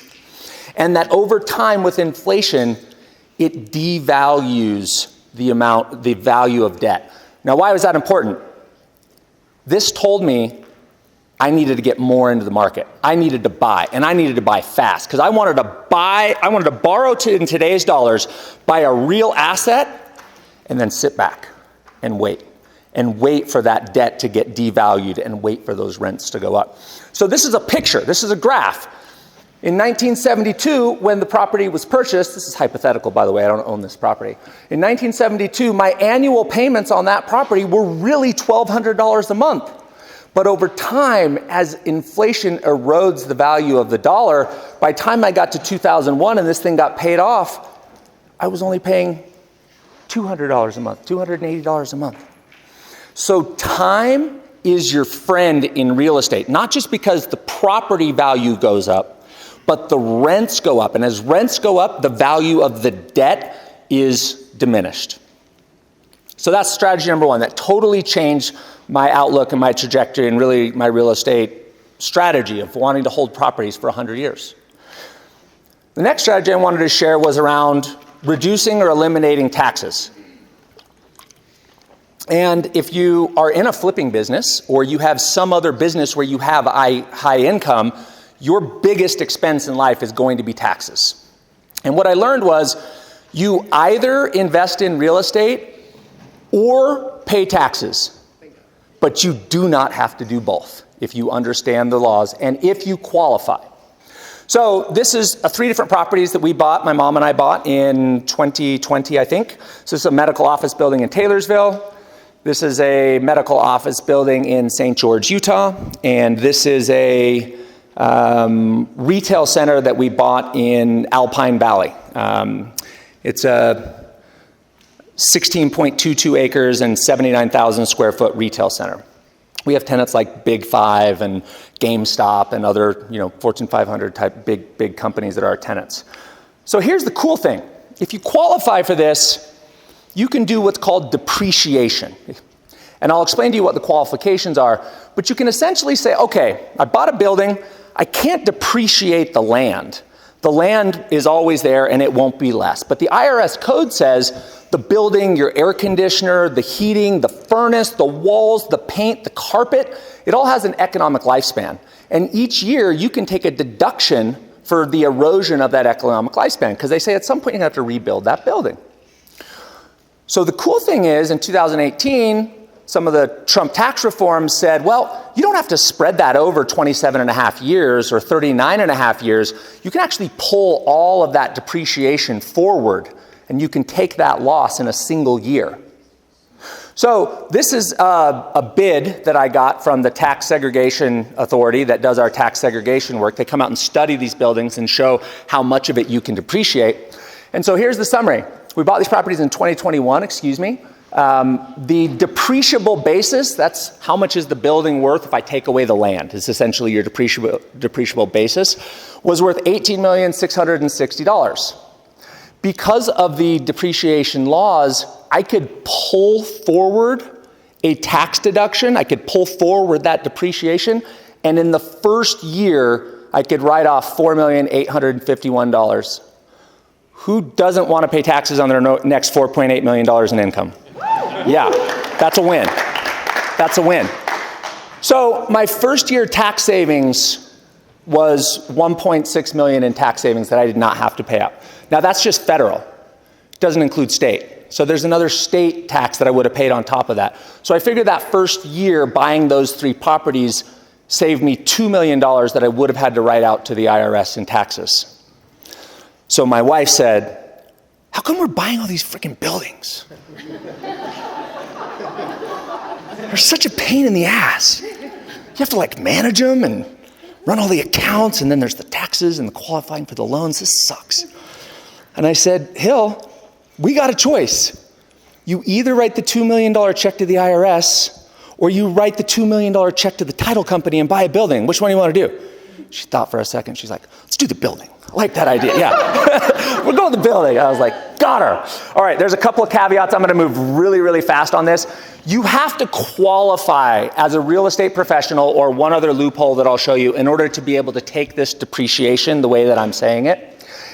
And essentially, if you don't qualify, once you have household income over $150,000, you don't qualify to, it's a phase-out rule, which means you can't take that depreciation. Chase is saying, hurry up, bro. All right. Unless, all right, because I made more than $150,000 that year, so I can't take that tax deduction unless my spouse that I'm doing my tax returns from qualifies as that real estate professional. And the real estate professional law says that you have to meet both of these requirements. More than half of your personal time has to be spent in the business where you're materially working on your properties. And you have to spend at least 750 hours per year, and it's your primary trade or business. Well, I'm a mortgage guy. I run a mortgage company. This isn't my full-time jam. But Hillary did qualify. So Hillary shows a $5 million loss. Josh shows an income, and we get to write the check to the title company instead of the IRS. So if you don't qualify, marry somebody who does, is the moral story there. Yeah. It's Utah. Shit, you can get 2 wives. It's cool. All right.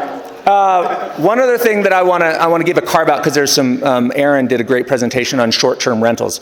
So I found another carve out. If you don't qualify and you're not willing to marry another spouse, then if you have Aaron manage your short-term rentals and you qualify for any of these 3 items here, any of these things will qualify you to be able to take that same type of depreciation with short-term rentals, because the IRS doesn't look at short-term rentals like passive income. It's more like running a hotel. It's active income. So they'll let you depreciate it. And the one that most people that I've worked with qualify for is the bottom one, where it says you participated in the activity for more than 100 hours during the tax year, and you participated at least as much as any other individual for the year, meaning you are the active manager in that property. If you qualify for that, you may be able to take that, that depreciation, even if you don't qualify as a real estate professional. So I'm not a CPA. I pay mine a lot of money. You should too. Get yourself a great CPA and make sure that you do it right. Last thing, we talked about this idea of passing wealth on, not only not paying income taxes through my life, but then being able to intergenerationally transfer that wealth. And for anybody who doesn't know, there is a estate tax exemption. And essentially what this says is that a married couple has a combined exemption in 2022 of $24 million. So we get to pass on $24 million worth of equity or wealth to the next generation. They then get to take a stepped up basis. So if I had $22 million worth of equity, let's just say I had $22 million of free and clear property. I pass that on to my kids.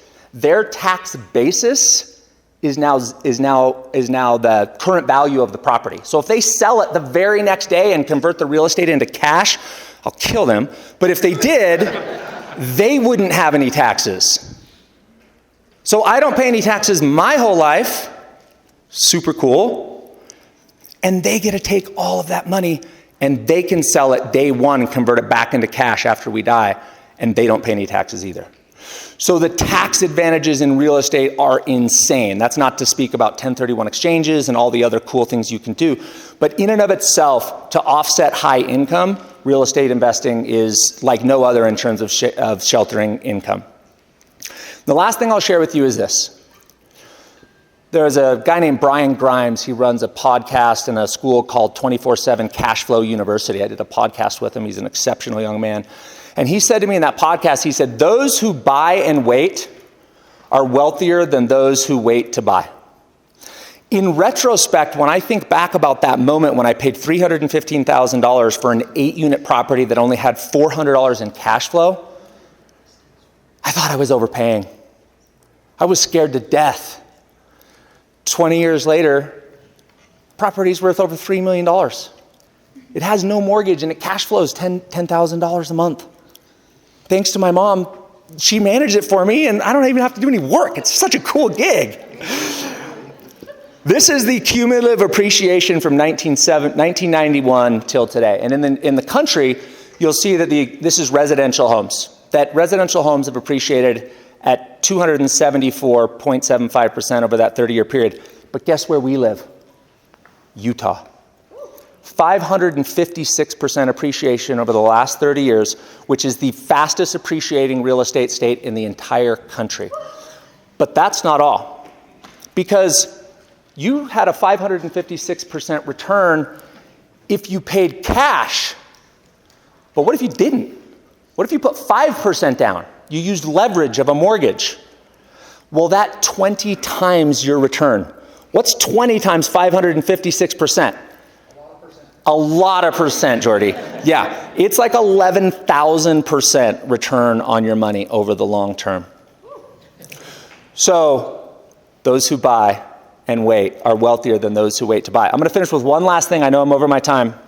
I want to tell the story of this building. There is a lot of fear in the market right now. We have inflation at 40-year highs, interest rates have doubled, food and energy costs have virtually doubled within the last couple of years, with the Federal Reserve raising the Fed funds rates, which typically puts us into a recession. We have the China-Taiwan thing, we have the Russia, it's like there's always a reason to be fearful. Always a reason to be fearful. Our job as investors is to digest all of that information and compartmentalize that shit. Be like, okay, I get it. That I need to know about all that stuff and what my contingency plans are. And then I need to go out and I need to look at a deal and I need to make a decision. So right now in the midst of this, by the way, I own a mortgage company. Mortgage companies have never made less money ever than they are right now with interest rates doubling, right? So this is a terrible time for me to make a massive investment until you run the numbers. There's a lot of reasons why I shouldn't have bought this building, but let me run you through the numbers. Tax savings, 37% is my average tax in a progressive tax system. There's an additional state tax of 4.85%. Let's just call that 40% that I would have paid in taxes, that because I was able to depreciate that asset in year one, I don't have to pay that money to taxes. If I didn't pay it to taxes, that means I have an immediate return on that money. So I made a 40% return on my investment because I missed the taxes. I have a 7% cash flow on this building, so the cash that I put into it is going to yield me a 7% cash on cash return after we cover all expenses and all management fees. The rents in this is a medical office building, the rents have an annual rent increase tied to CPI inflation. Who knows what CPI inflation rate is right now? Like 8.6%. So all my rents are going up 8.6% per year. Well, what's happening with my debt payment? Right? It feels like it's going down because my rents are going up. And on top of that, we'll have a 3.3% amortization. So if I look at my mortgage payments, my principal is going to go down 3.3%. 40% in taxes, 7% cash flow, 9% rental increase, 3.3% amortization. With zero appreciation, my return on that building is 59.3%. Year one. So my point is, and what I want to leave with and close with, is that there's always a reason why not to invest. There's always something to be fearful.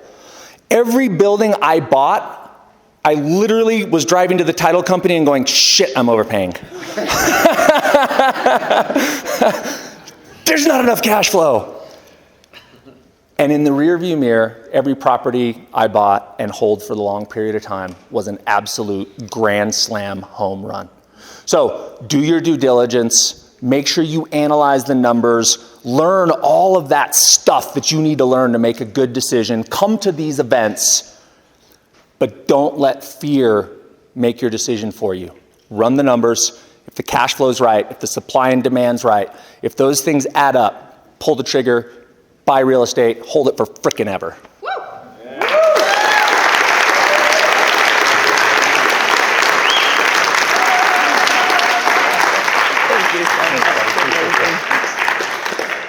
Holy cow, I need silence for 1 minute. Just take all that in. Amazing, absolutely amazing. So we have one more person. I know we don't have a lot of time, but I am so proud of this individual. What? Oh, okay. Anyway, all right, well, this way? Oh, okay. So Jordy, gosh, I can't say enough about Jordy.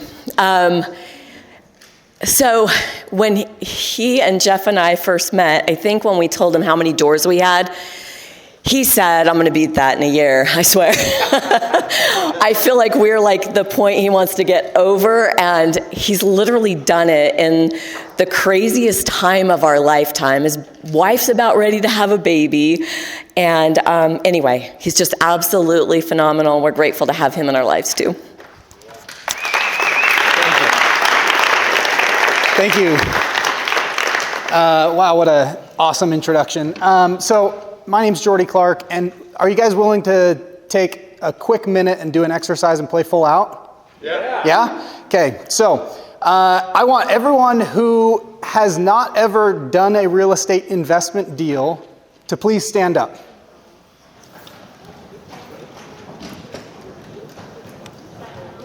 Okay.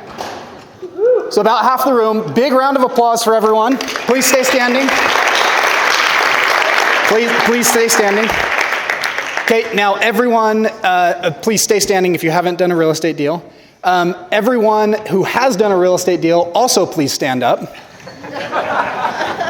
Okay. We've been here for 2 hours. We've heard a lot of stuff. Josh started talking about taxes. I fell asleep. Okay, so big round of applause for all of you for investing in yourself in the most important real estate, that is the 6 inches in between your ears.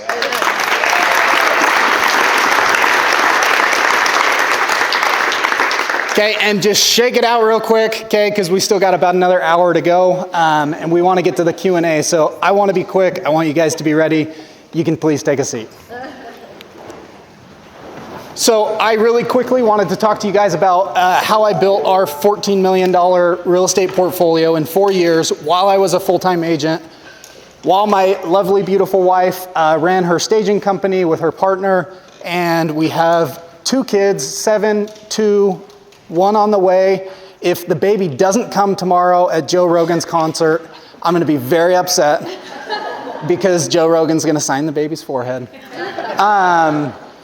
Real quick, I'm glad this was in here. My attorney likes me to put this in here. I'm just going to tell my story. There's no tax, legal, investing advice. Okay? So this is my why. My family, right?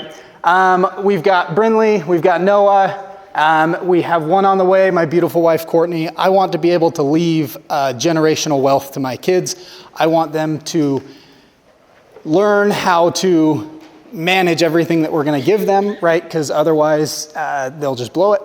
Because it's totally normal, right? We get used to, we're in America, we get used to spending what we make or more, and we just kind of get going in life, and all of a sudden, we realize there's more month left at the end of our money, and we're like, holy cow, how am I going to make ends meet? How am I going to go buy my first rental property? And I kind of want to walk you through how we did that, because that is pretty much our story.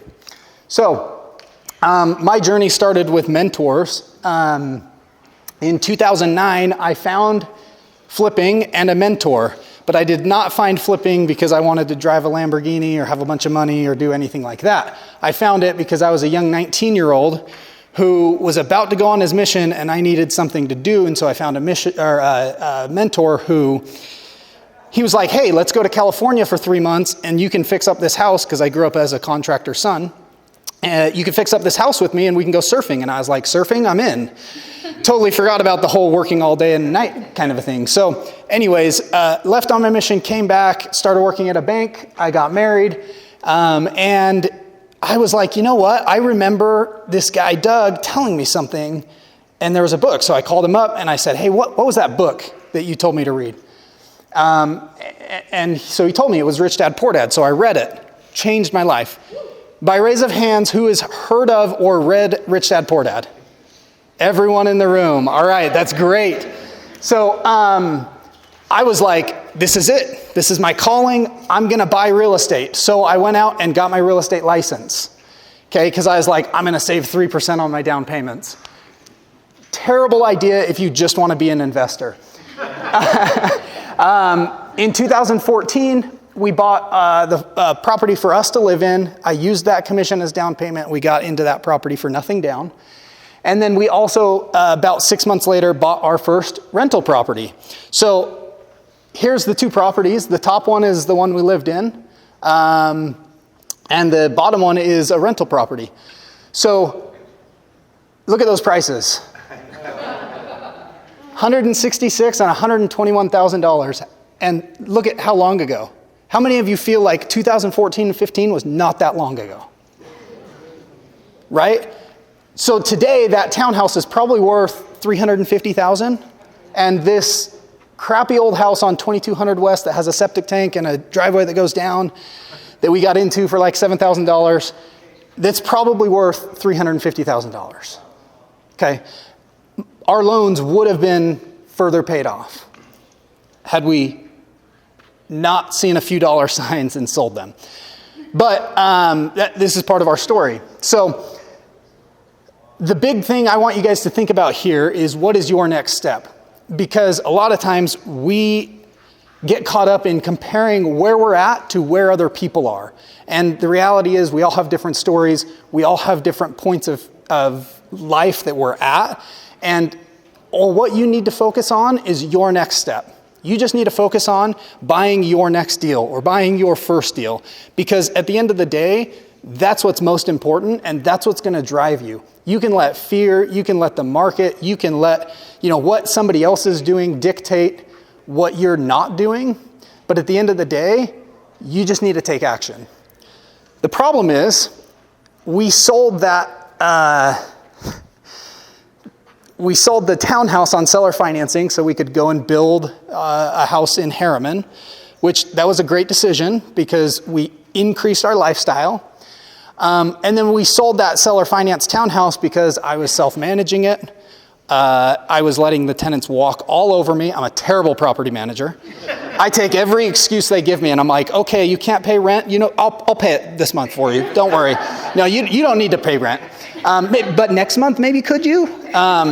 So made every mistake possible. And after 18 months, I was just burnt out, and I was like, this landlording thing is not for me. Okay, so I just ended up becoming a real estate agent, and you know, I'd kind of helped other people. I joined a real estate team, the McQueen team. We helped people buy rental properties, and I literally remember telling people, no, don't buy this house in Kearns for $72,000 because I just sold the one down the street for $68,000. We'll get another one for $68,000, right? And how much are Kearns houses worth today? $350,000, $400,000? I was retarded. Okay, so fast forward three years, 2015 to 2018. No, 2019, it was 4 years. I didn't do another deal. So we sold both of those properties. We spent everything we made as a real estate agent. I made good money. We spent it all and then some. And we were sitting down one night, and I'm like, we're not making ends meet. Like, how are we like going down in net worth? We're spending more on credit cards. And so, you know, we kind of figured out that, hey, we needed to spend less than we make. What a novel idea, right? Okay, so before we started investing, we had to get our personal finances right. So we figured out how to live on a budget. And those years weren't like super glorious. And, you know, looking back, it wasn't that long ago. But you can figure out how to make incrementally more money to pay off credit cards or do whatever. But what we did is we sat down and we're like, okay, we've like stabilized our expenses for 6 months. Now what we're going to do is we're going to go flip a home. And it's not like I was a genius. We just had to pay taxes. So I was like, holy cow, we got to pay a $35,000 tax bill? Well, I didn't plan for this. So let's go flip a house. So we flipped a house with a cash partner, and we made just enough to pay our taxes. And then I was like, might be something to this flipping thing. So we bought another deal, and we flipped that deal, and I was like, you know what? I'm going to keep selling real estate, and that's what's going to pay our bills. We know how to live on a budget. This is what we're going to live on. We started flipping houses, just like this one. This was one in Woods Cross. Probably should have kept it as a rental, but we flipped it. And what we would do is about every 2 houses that we flipped, we would take that cash and we would go buy a rental property.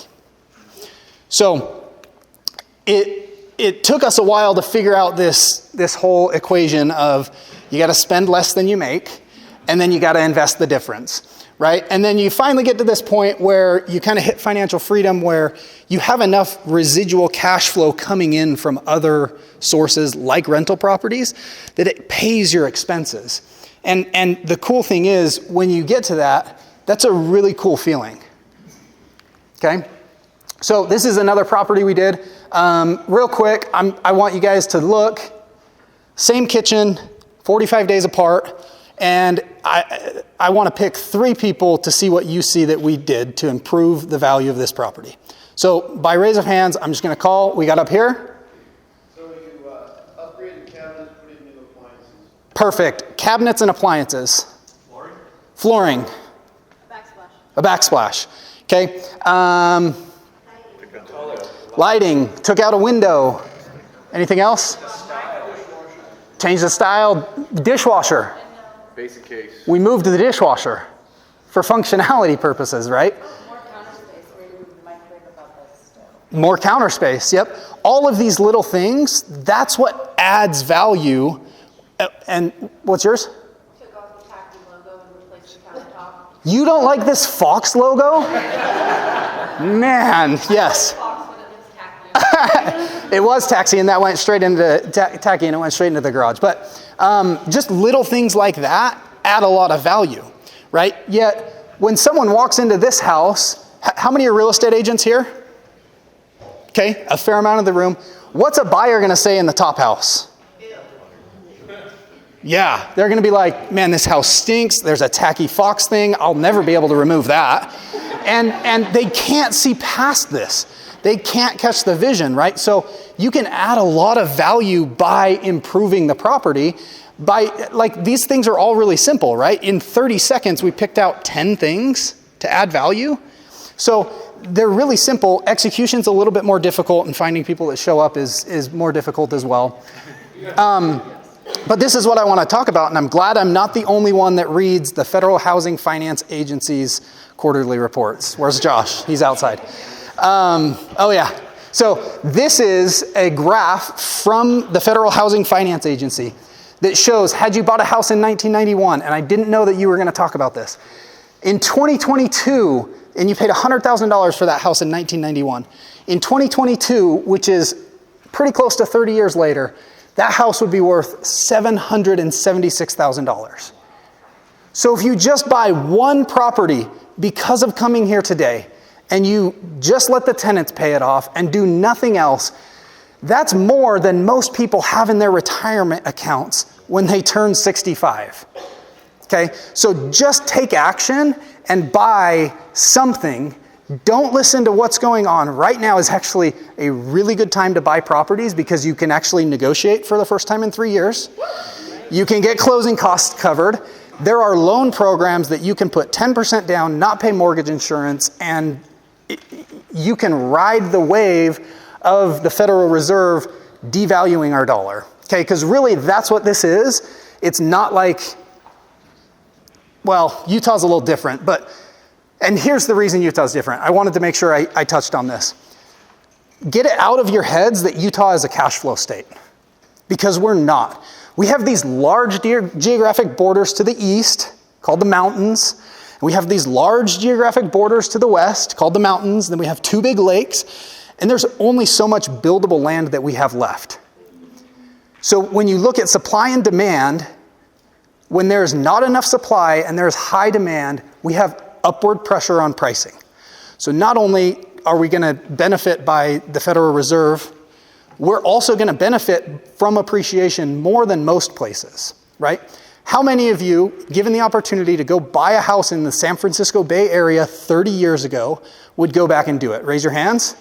We got 2 hands here. Okay, most people. 2 hands over there. Okay, I'm telling you right now, today is 30 years ago in San Francisco.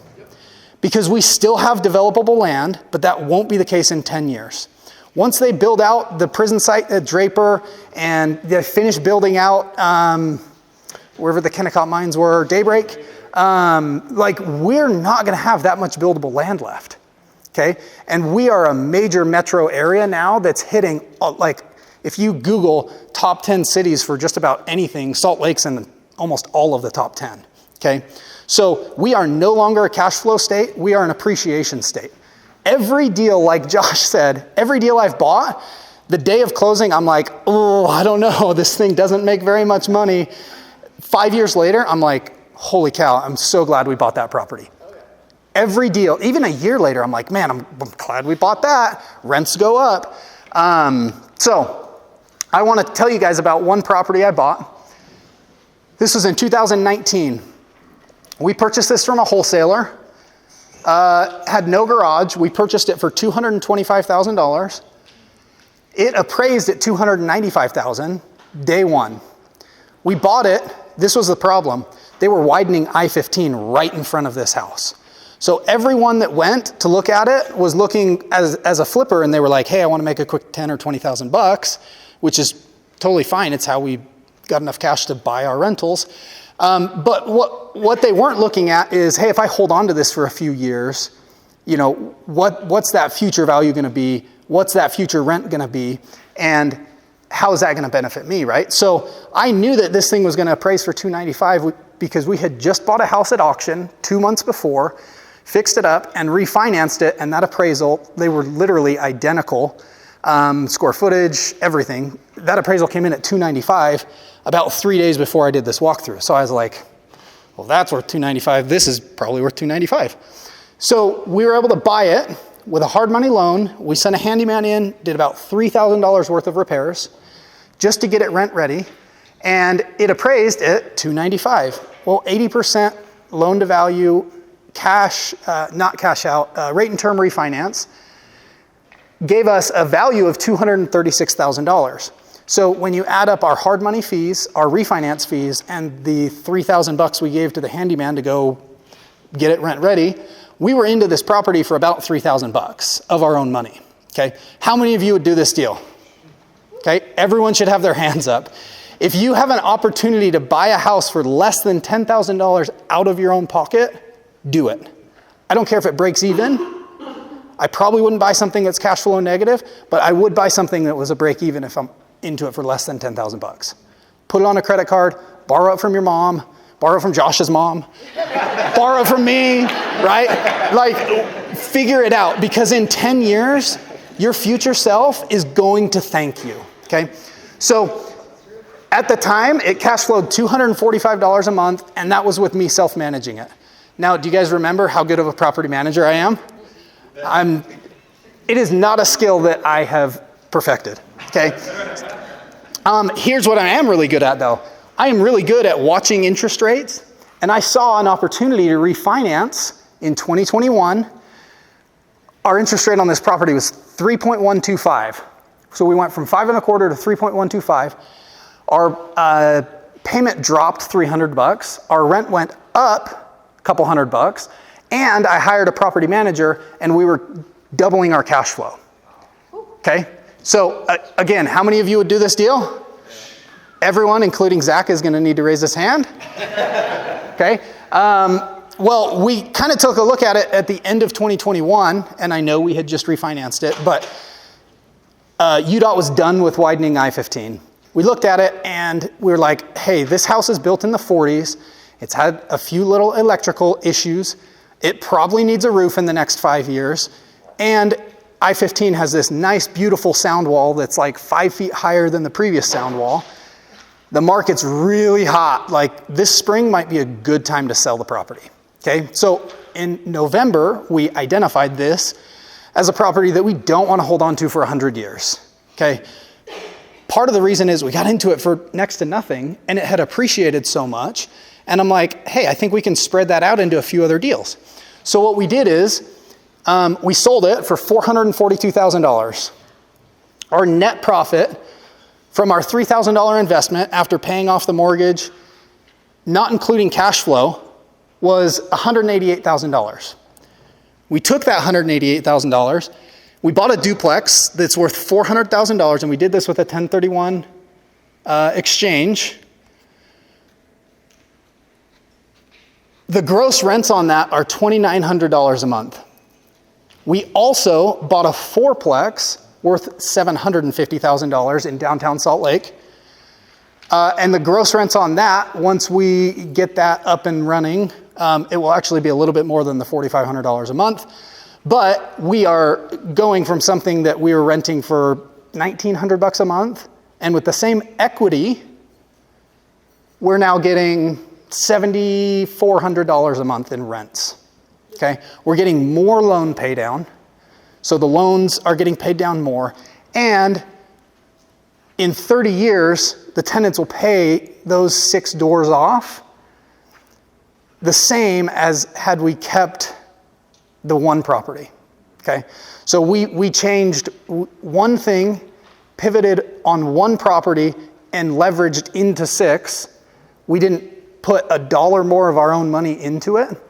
And that's really how we've grown our portfolio, is strategies like this. So real quick, there's 2 ways to financial freedom.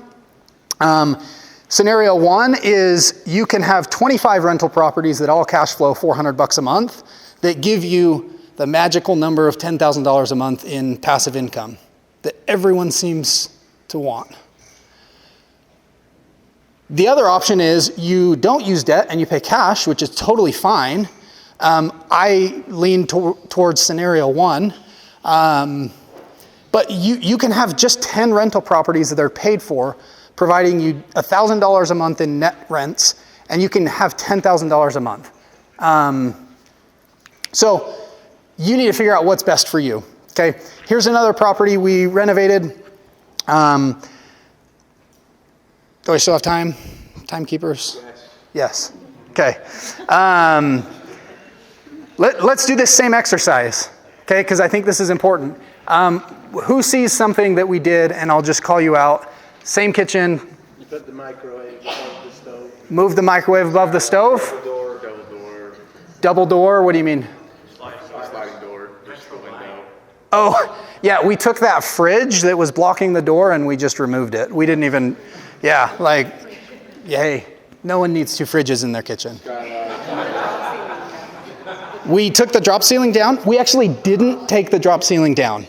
What we did was we drywalled over where those fluorescent lights were. We used that existing electrical and we put 4 can lights in. And then we painted the ceiling white so it felt bigger. Okay? Well, some other things? You took a picture from a different angle. I took a picture from a different angle. Yes. Sometimes when you buy problem properties, you can only take it from one angle because they have a lot of stuff. Okay. You took the cabinets out next to the window. Nope.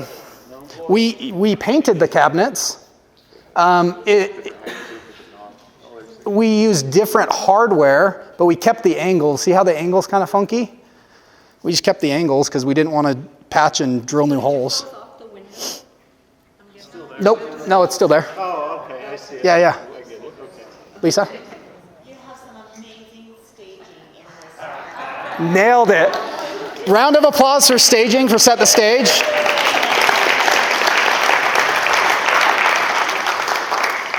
Yeah, so staging makes a big difference, right? There's a reason that every builder spends tens of thousands of dollars to furnish their model homes. What do you think that reason is? Shows better. They become comfortable. They see themselves there. Yep, helps non-vision people. They become comfortable.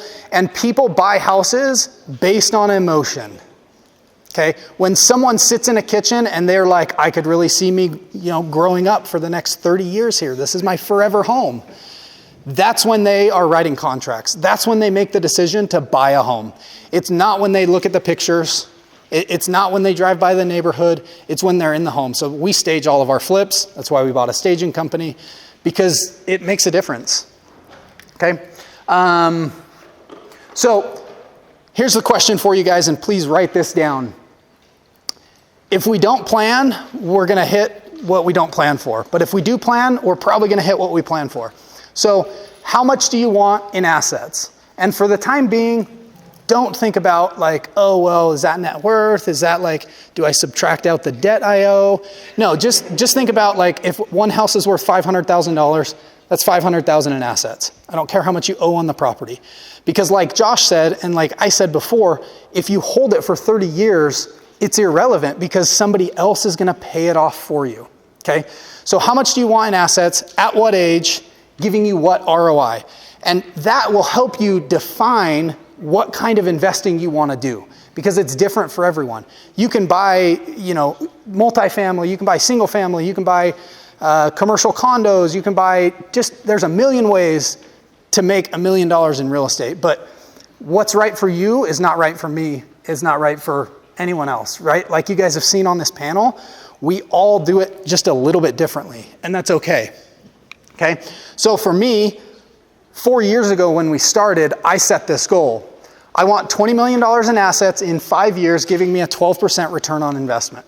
Okay? And how I was going to do it, I was going to focus on 3 different things. I was focusing on a strategy called the stack, meaning in year 1, I wanted to buy just one house. In year 2, I wanted to double it. In year 3, I wanted to double it.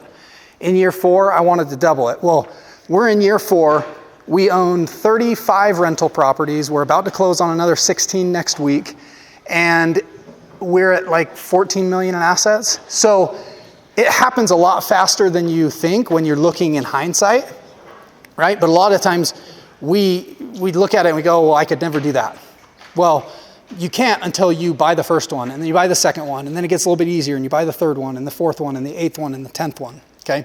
So action and accountability help us meet our goals. If we're climbing a mountain and we don't know how much further we're going, we can very easily hear CNBC saying the sky is falling and we stop. We can, say, oh, interest rates doubled in 90 days. What am I going to do? Well, I'm going to freeze, right? Or we can go, hey, regardless of what's happening in the market, I'm going to continue to invest. I just need to do it a little bit different, right?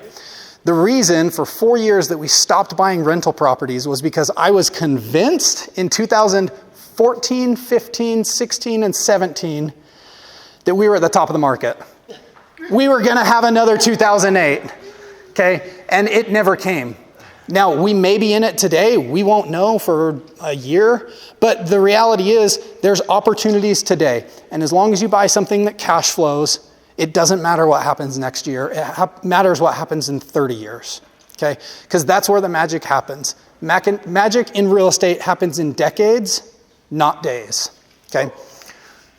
So I want to help you guys all on your journey to financial freedom. I'm going to wrap up with this. This is my podcast. Please take a picture of it. Go find us on all major podcast platforms, The Financially Free Investor.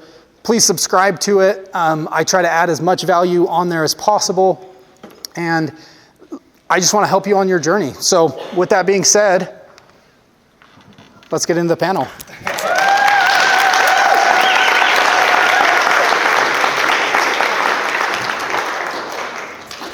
You can see why Lynn and I wanted to introduce them to you and share them, because they're amazing. They've accomplished amazing things. They love to share.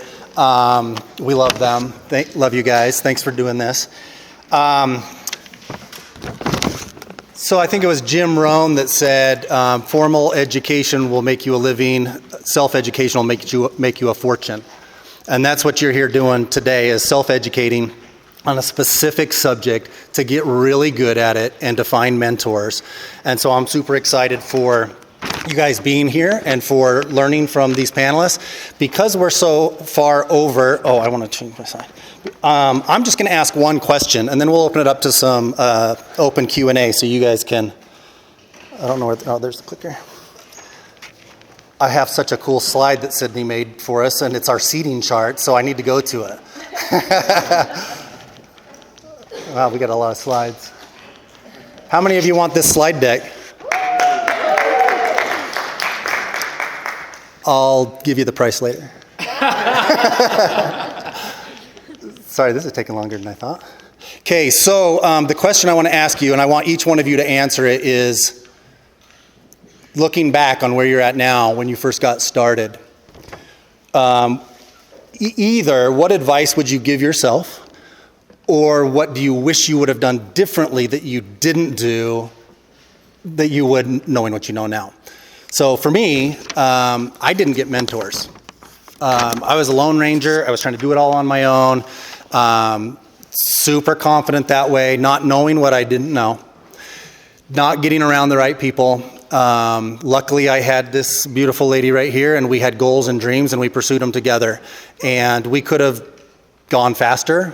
We could have done more. I mean, that's the biggest regret if you looking back, and some of you are probably thinking this right now, as an investor, is we didn't buy more, and we sold.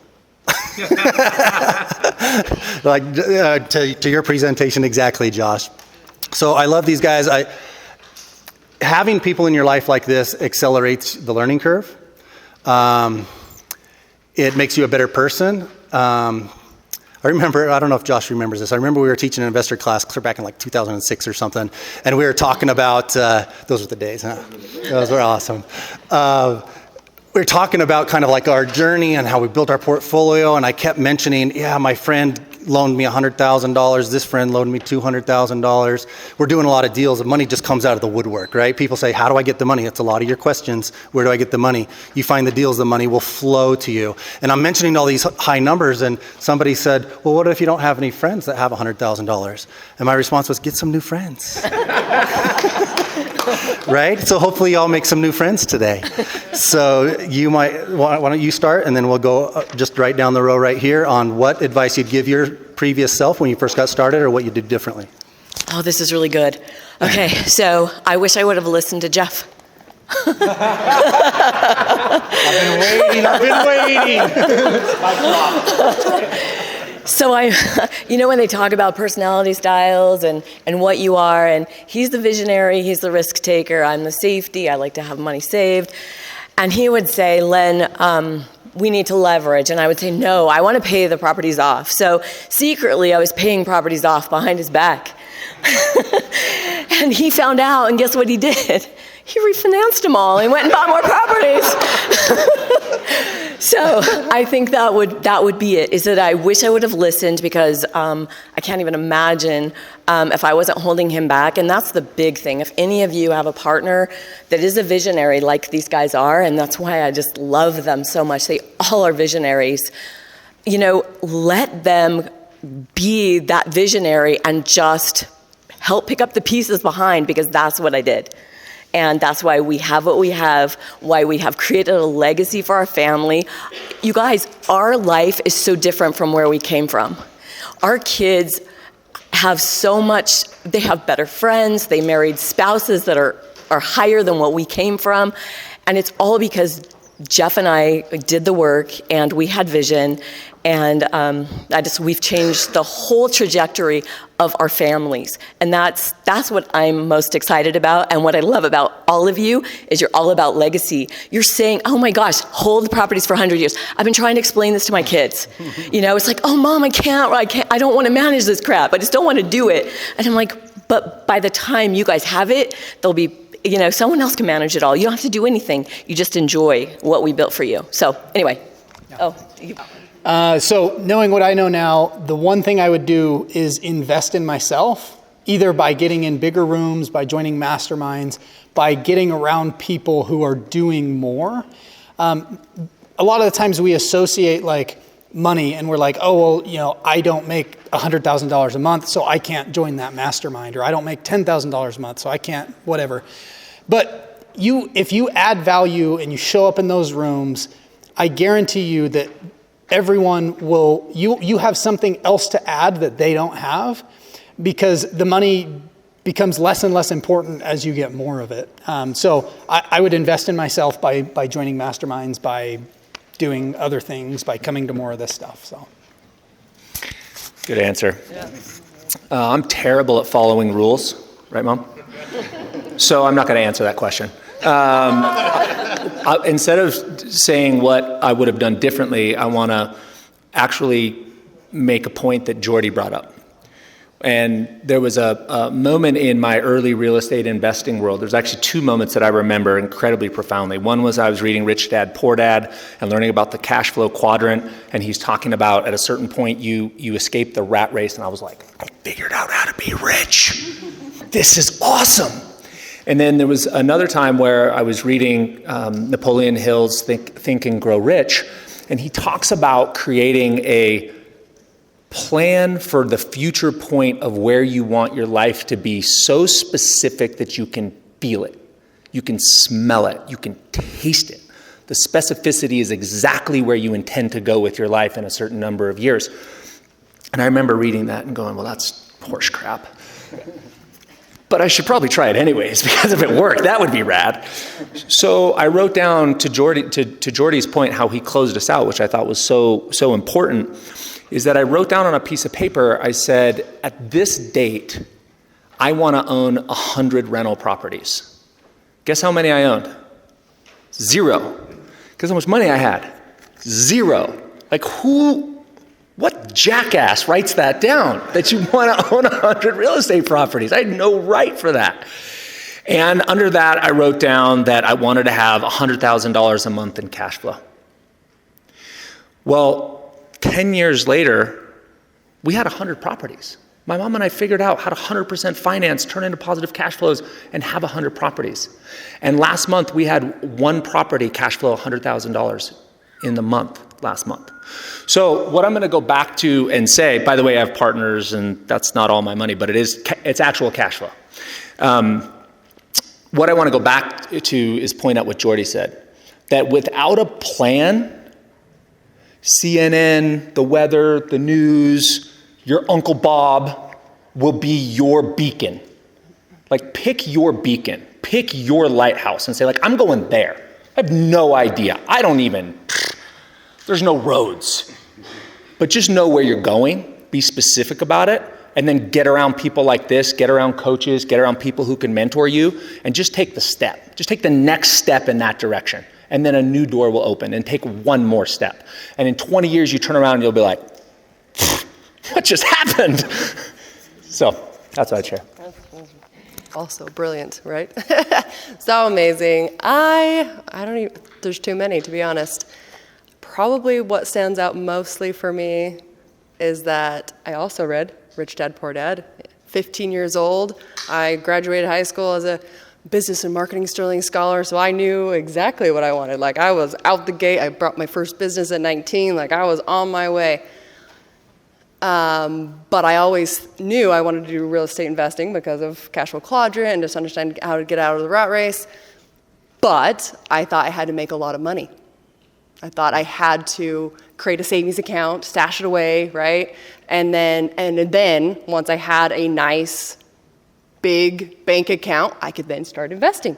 And that was exactly what I thought I had to do because I didn't have a coach, I didn't have anybody in my life that taught me differently. And so my advice to my younger self would have been, what? You don't need any money to do real estate investing, like zero. My first 5 properties, well, still even today, but my first 5 properties, I literally came up with zero money out of my pocket. Like, that's crazy. We've done over 200 properties today, and I bet I've only put in maybe $50,000 of my personal money. Wow. Right? Like, but if I would have known that, like, I would have genuinely reached out and found a coach that could teach me that, and I would have just told myself, right, like, stop storing money. Like, it's not doing you any good. It's not. So invest and find people to help you get to that direction. Well, that's solid. Oh, no. So mine would be, I wish I would have started earlier.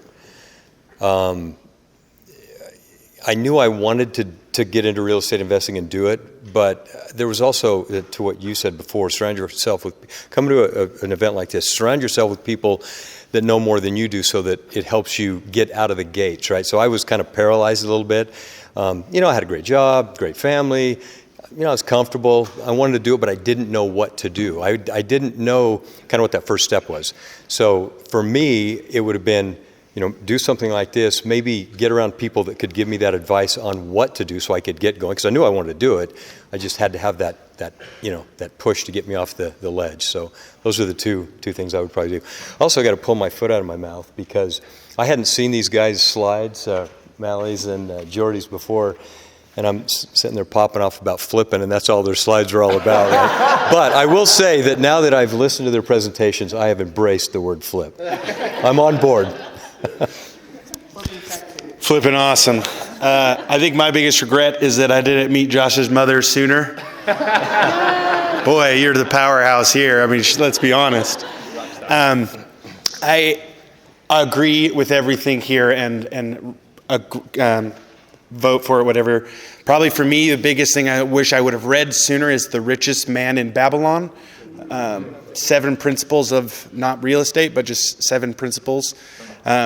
18 is when I read it. Was great, but that one was huge. I would say, while everything here, I think the thing I wish I would have understood sooner is the why.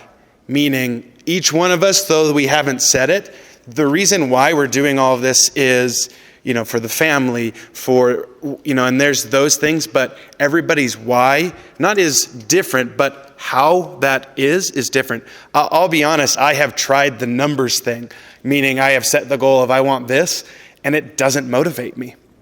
It's not, having 100 properties, having whatever that number, I could have 1,000, and if I don't have a lifestyle where I'm with my family, and if someone comes to me and says, I need employment, I can say, I can help you. That's my why, is because I want to facilitate my life, my family's life, and be able to give back how I want to. So I would say for each one of you, we all want that financial freedom. Find the vision of what future success looks like to you, and then go for it. Well said, everybody.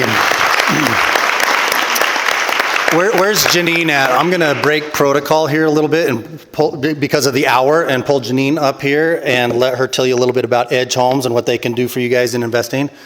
So when I met everybody last week at the lunch, it was actually quite a powerful room. I think that Jeff and Lynn mentioned that. There was good energy in that room. And when I met everybody, it was my turn, and I was super intimidated to even talk about my experience in investing because it did not compare to what this panel had. And so I said, well, here's my strategy. I said, I have children. I have grown children. I only have one who's technically a minor. I have 3 married kids. And so I said, our strategy is to buy properties for, and I have 3 of them here, the 2 girls out at the sign-in sheet, and then my son's right there, and he's a realtor. And so my strategy is to buy properties with them. They rent them for like a year, then they move on and we go buy something else, and then we rent that out to someone else. So I know my renters for the first year. I put them on with me so that they can be owner occupied and we can get a little bit lower interest rate and lower down. And then Josh turned to me and said, you know that's like a strategy, right? And I was like, no, I did not, but I feel so much better about that now. It just made it just made sense, and it was a way to kind of get into investing without it being crazy. So I've only invested personally in new construction. That's what I know. That's where my area of expertise is.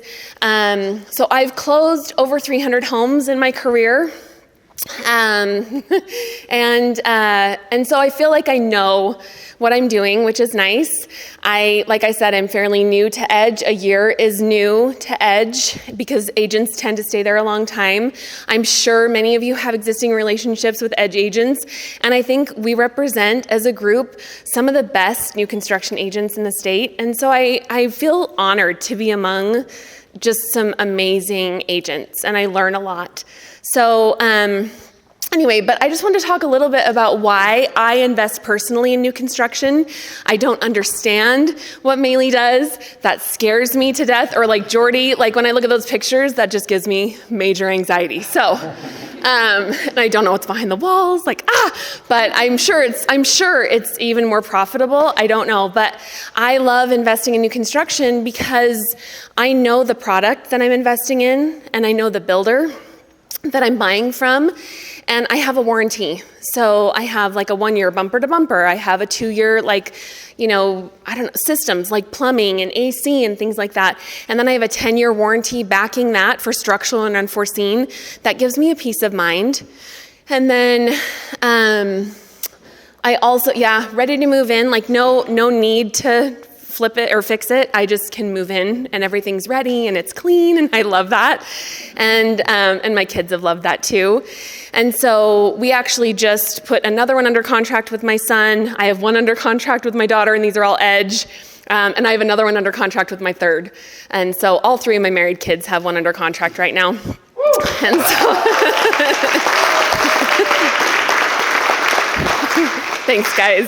It's just baby investing, but it's fun to do this with my kids, with my family. I love making it a family affair and getting them involved and getting their buy-in.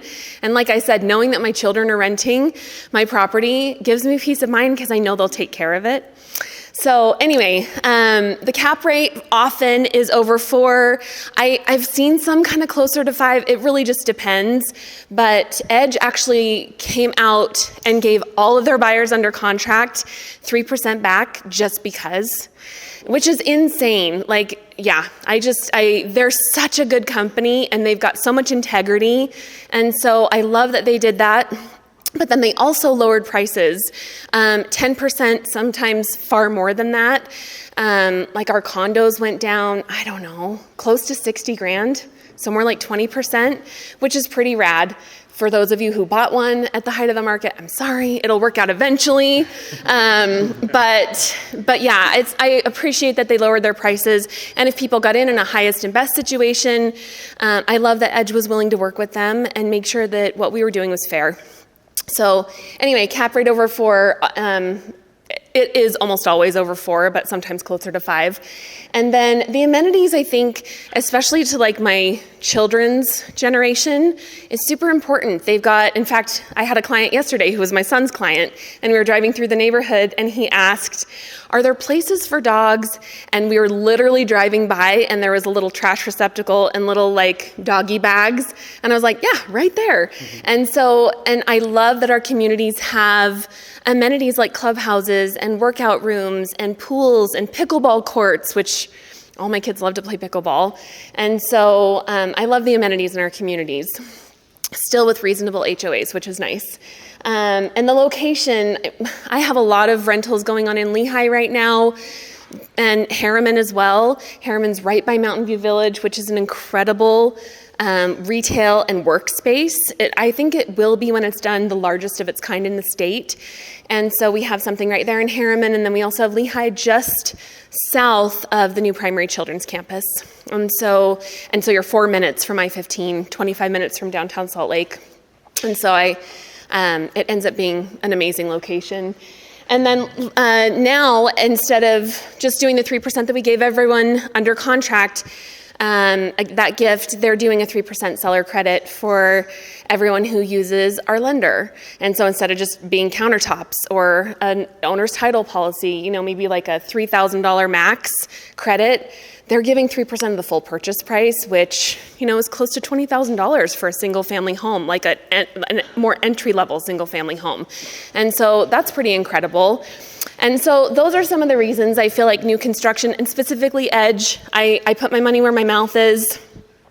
We are buying Edge investment properties as a family, and I believe in my company. And so I do love that I can work for a company that has the integrity, the honesty, and the reputation to be able to make me feel really good about investing. So that's it. That's me. Awesome. Thank you.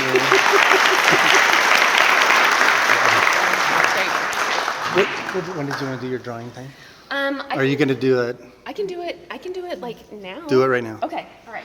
Just because of the hour. Okay. Oh yeah, you have to be present to win. Sorry.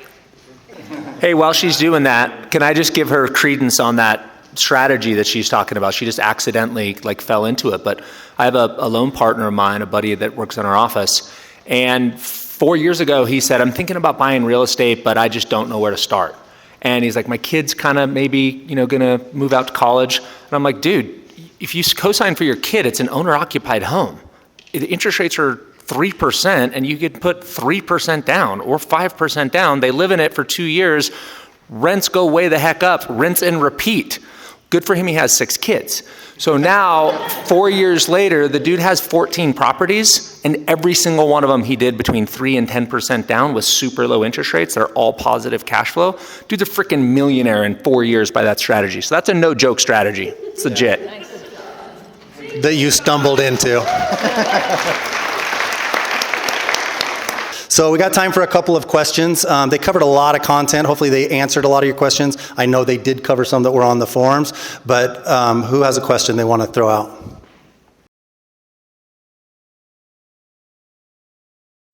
Ask. The only reason I say that, so short-term rental, I wanted to get into it. I asked 3 managers. 2 of them said that'd be great, $300 a day. And I said, thanks, no thanks, because I'm too poor. And the other one said yes, so I did a day and I shouted her. She's changed my life. Sarah Brown, Appraise Management. But that's what I did, is just asked. Never hurts. So I'll jump in, Travis. Don't discount where you're at, because you know more than most people about your niche. And so you can add value for somebody else. You just don't know it. And a lot of the times, because we are us, we don't know how amazing we are. Okay, so give yourself credit for that. Yeah, round of applause. Because I've seen what you guys build. You guys build phenomenal homes. So props to you guys. I would say, though, for me, it's been about looking at where I want to go and then finding somebody who's done that. Who's actually done it, and then get around them. And once you're around them and in proximity, all of a sudden you're like, oh, I can do this. They can do it. You start having conversations and stay in proximity, however you have to do that, and you'll kind of become the average of the 5 people you surround yourself with. Solid answer. Anybody else have anything you want to add on that? Next question. I feel like Jordy's my spirit animal. That was such a good answer. The only other thing that I would add is that there's an incredible amount of free leadership and coaching out there with podcasts. So Jordy has a podcast. My podcast is Melee has a podcast and a YouTube channel. There's a guy by the name of Jason Hartman. I can't remember the name of his podcast all of a sudden, but he's insanely smart. He's the guy who taught me. He called that inflation diminishing the value of that debt. He calls that inflation-induced debt destruction, which is like such a mouthful. I'm trying to like numb it down. But find some people like that you love to listen to their podcasts and just have it on all the time. Like if you're in the car, just be listening to it, and it's crazy. There'll just be this moment that you'll just be like, oh, I can do that. Like I get it. I see the path. It's free. So we do something called a debt equity blend.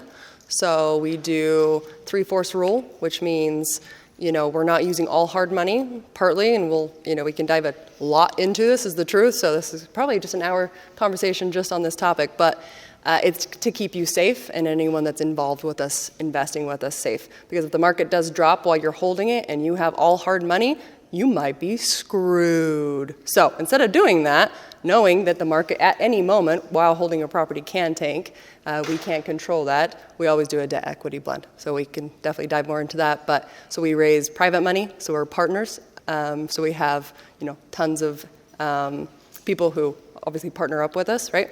And that is the blend. So we do private money as well as hard money. So for us, what we did is we started buying single-family homes with regular 30-year mortgages. And as they appreciated and as the rents went up and we had more equity, what we've started doing is we've sold those and we've rolled up into commercial multifamily. So we went from a townhouse that we owned that had a fair amount of equity in it, and we sold that and we bought a sixplex. So it's commercial financing. There's unlimited number of loans you can get there. Because it just made more sense to do that than go like a debt coverage loan at 9% or whatever. Like I was just, it doesn't make sense. Yeah. So if you have less than 3 properties, I would say the best thing for you to do is there's 2 credit unions, Mountain America and Cypress. They'll both do a 10% down investor loan with no mortgage insurance, and the rates are better than Fannie Mae and Freddie Mac. That's awesome. You have too many. Good for you. Sell those and go buy multifamily. Yeah. Okay, there you go. I would wrap that, actually. I would just get a big heat lock. I would do a massive portfolio and, huh? So there's 3 of them. Heat locks, but every single one of them needs it. Like, that's how you double down, man. You just keep going. That's what I would do. So if you contact CoreVest, and Paul Winterout is the broker that introduced me. Wait, say that again. CoreVest. They do non-traditional loans. You can. So I got a $3 million line of credit with them. And what's your dude's name? Paul Winterout. He introduced me to that bank. Yeah, it's okay. I butcher it too.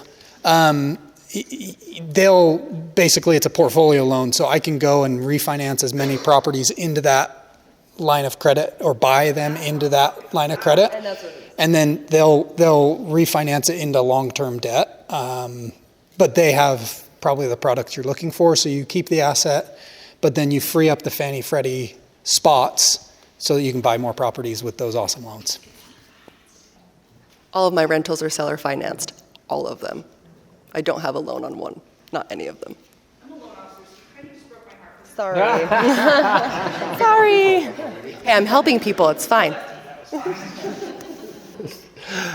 Great answers, guys. Next question. So we use a couple of different platforms. Buildium is what we've primarily used for our residential stuff. So that would be our apartments.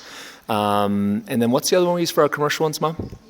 And then Yardi. Yardi's for our commercial buildings that have CAMs because it recalculates and auto-populates CAMs. So when we buy a property with a partner, they're going to be a percentage owner of that partner. And we set up the terms up front how the cash distribution is going to do. What we've done recently is, I'll just use the building that I finished the last slide with. So we had like 6 partners. We needed $3.9 million for the down payment, but we raised $4.4 million. So we had another $500,000 in liquidity that just sat in that account. And then we just created a predetermined cash-on-cash return for the first 2 years. So year 1, we're going to pay out 7%. Year 2, we're going to pay out 9%. and it's based on the amount of cash that they put into the property. Our partnership agreement would say that you own X% of that building, so if we sell it or if there's an additional cash distribution above the fixed 7 or 9% return, you're just going to get a pro rata share of that. And then that's just all programmed right into our Yardi. So we pay out quarterly distributions to investors, and we would just have in there that come each quarter, there's a distribution that needs to go out to each of those partners based on their initial contribution. So those two platforms, and then I just use OneNote for all my property notes. Like every property I do due diligence on, my notes, my appraisals, my environmental studies, I just keep everything inside of OneNote. So at any time, somebody could say, could you send me the appraisal on the property you just bought in St. George, Utah? I could just jump into OneNote, open the PDF, and just email it out to them. So OneNote's like my repository, it's like my brain, and then the accounting software is Yardi and Buildium. I would add DealCheck to that list as an app. DealCheck, it just allows you to analyze properties very quickly, which is my very best friend. Because again, you have to make sure that it's going to make you money, because you don't make money on the front end, you make money on the back end. Right? So you got to know where the numbers are. That's kind of that's all I do all day long, is know the numbers. Like that's exactly it. Also, I would say have a really good bookkeeper. That would be like my best advice, because yes, you have a million different JV agreements, right? I mean, it does get very complicated, and you definitely need good spreadsheets, and everyone does have to get paid. You know what I mean? So. The JV agreements, get a good attorney as well. A good attorney, and probably a lot of you use him, but Jeff Brailio is an incredible attorney for real estate. He's right here locally in Utah.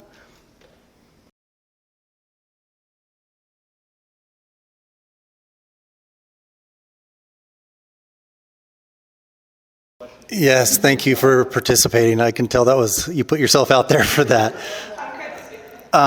We've kind of talked a little bit about this, and I think it's really just getting around new people. I think we've all been in your position at some point. It's like, I want to, but I don't know what to do. And so we think about it, and time goes on. We think about it, and time goes on. It's getting out and doing this. What you're doing this today is a huge, huge step. Do it again. Listen to these podcasts. Email these guys. I gave you all their contact information. Did I get permission? It's my show. But super giving people. You'll find that successful people are giving people for the most part. I think it's kind of misunderstood. I know people in my life that look at those that have, and that's superficial. It's on the outside. It's not somebody's character or core or whatever. And they think that they're unapproachable. They think that they can't talk to that person, but you don't know until you try. So I think you just need to probably put yourself out there a little bit more. This was a huge step. Don't let this dissipate without booking the next seminar, next class, watching the next YouTube. So my best friend Janet and I, she just stepped out, I'd give her a shout out, but we have another podcast. It's called Call Her Bossy, and it's specifically for women trying to start their own business. So I think started like 23 businesses and currently own like 9. It's intense. But I would say that you have to start somewhere, and podcasts are an incredible resource. They're free, and so the podcast really is for inspiration, because just like Jeff was saying earlier, in those seats that you're in, it's so easy to be like, oh, well, of course you have that because you have this, or of course you have that because your dad had this, or whatever their upbringing was, right? The first podcast name that you'll see on there is My Story, and it's From Cult to Multimillionaire, and it's because I was raised in an actual cult. Like, I didn't go to school until I was 14 years old. That's true, right? I didn't know how to read, I didn't know how to write. So definitely, recognize that people were, be inspired by people's stories. And by that, you'll transform yourself, because if they can do it, you can too. Everybody, can we give a round of applause for Kelsey?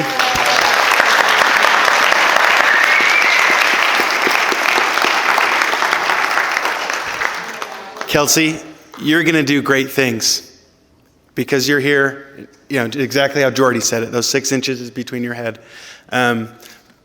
my wife, because of her athletic prowess in life, a lot of her friends are professional athletes. And that's what everybody wants to be connected to, right? Those professional athletes. I realized at one point that they're people. And if you ask them and say, hey, they're like, hey. And even though they're up here, that's how it might feel in life where you're at, that everybody's here. But the reality is they also put their pants on, 2 feet at a time. And asking just goes a long way because, hey, I can't now, but let's do it later or whatever it is. Or I can't. You're going to do great things, Kelsey.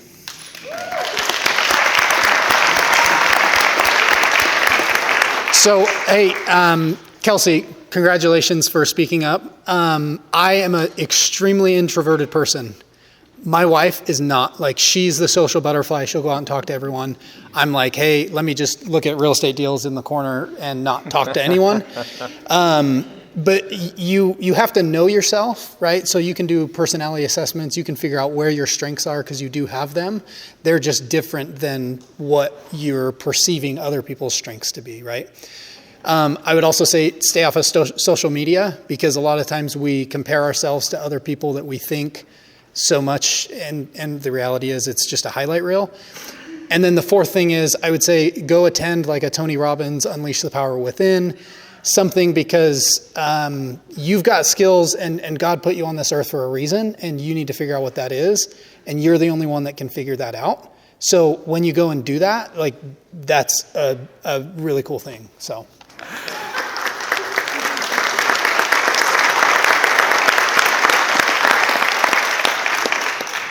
I felt compelled to answer too, if you don't mind, Kelsey. First of all, what was coming up for me is that I hope that my daughter's as brave as you. Yeah. I hope my daughter's as brave as you. That was super awesome. It's really inspiring. The second thing is that the good news is the only people who had less money than you was my mom and me combined. So, so we had negative money. So what everybody said here is exactly right. You don't have to figure out the how. Just decide where you want to go. And just take one opportunity, open one door, and then another door will open, and take that opportunity. And continuing to do what you're doing here today, which is being brave, you're totally present, you're uncomfortable. Jeff will tell you the first time that we gave a real estate speech together, he was embarrassed for me. He was like, bro, come back in 20 years. But you just keep growing and you keep putting yourself out there. So just keep doing exactly what you're doing. You're going to be great. You're going to do big things. There's a really good book called The 1% Rule because we all want to get there faster than is really possible, right? We want it today, instant gratification. How old are you? I am 25. You. Next year I will be 6. I too was 26 after 25. You have so much time. It feels urgent right now. You have so much time. I think pretty much everybody up here touched on that. Buy real estate and wait. The people that quit are the ones that they're not getting the results that they wanted fast enough. It's that gap between where they are and where they want to be, and they're always beating themselves up. That's another book, The Gain and the Gap. Read that book. It's give yourself credit for where you used to be, where you've come, and celebrate small wins, and don't always look at where you're not. That's the gap. People live in the gap, and they're constantly beating themselves up. If you read the 1% rule, the premise is just 1% improvement daily in whatever area of your life you're trying to improve, money, finance, or relationships, whatever it is, spirituality, 1% a day. If most people are asked, well, in a year, if you do 1% a day, that's a 300% increase, right? But it's not. It compounds. If it's a 1% a day, then you're improving on the old version of yourself. It's literally over a 3,600% improvement in 1 year. So set some goals, set some targets. I'm going to accomplish, X by this date, and get after it. Get it.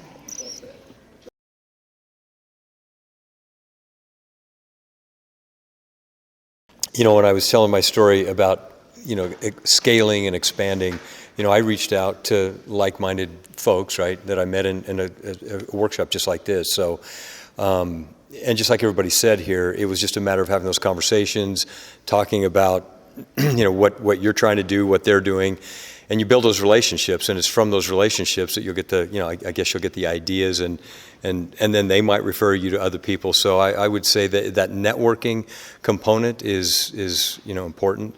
That's how I did it. I think that's a common way that a lot of people do it.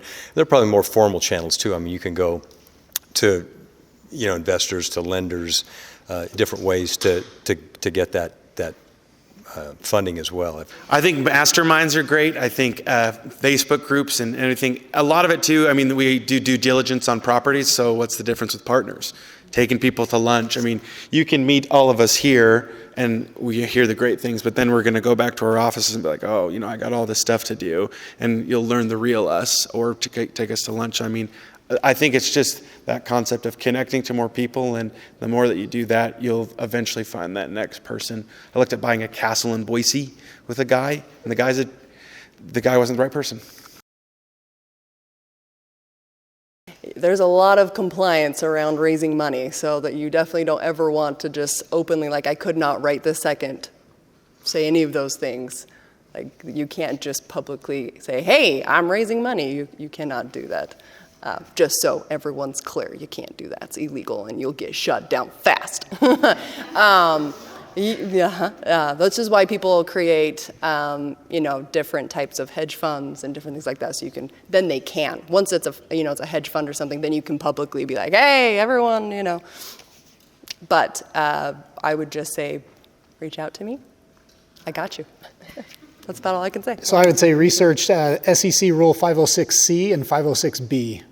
And that is, 506, just Google SEC 506B, 506C. And I would say that's meant for accredited and non-accredited investors. There's nuances to both, but I would say work on becoming an accredited investor first before you start raising other people's money, and be very careful who you get into business with, because it's easy to go buy a property with someone, but it is very difficult to unwind that transaction when you find out they're not the right partner for a bunch of different reasons. And I would just say go figure out how to buy a few properties on your own first, and then be very careful about who you partner with. Solid advice. Good advice. One more, and then we're. Oh, I'm sorry. You're in my peripheral, and it's being blinded by the light. Sorry. Let's go over here first. Millionaire Next Door is another one top of my list on that. The other ones that have been mentioned in here: Think and Grow Rich, of course, Rich Dad Poor Dad. So I'll give you 5. The Power of One More, The Psychology of Money, The Wealthy Gardener, His Needs, Her Needs, Millionaire Success Habits.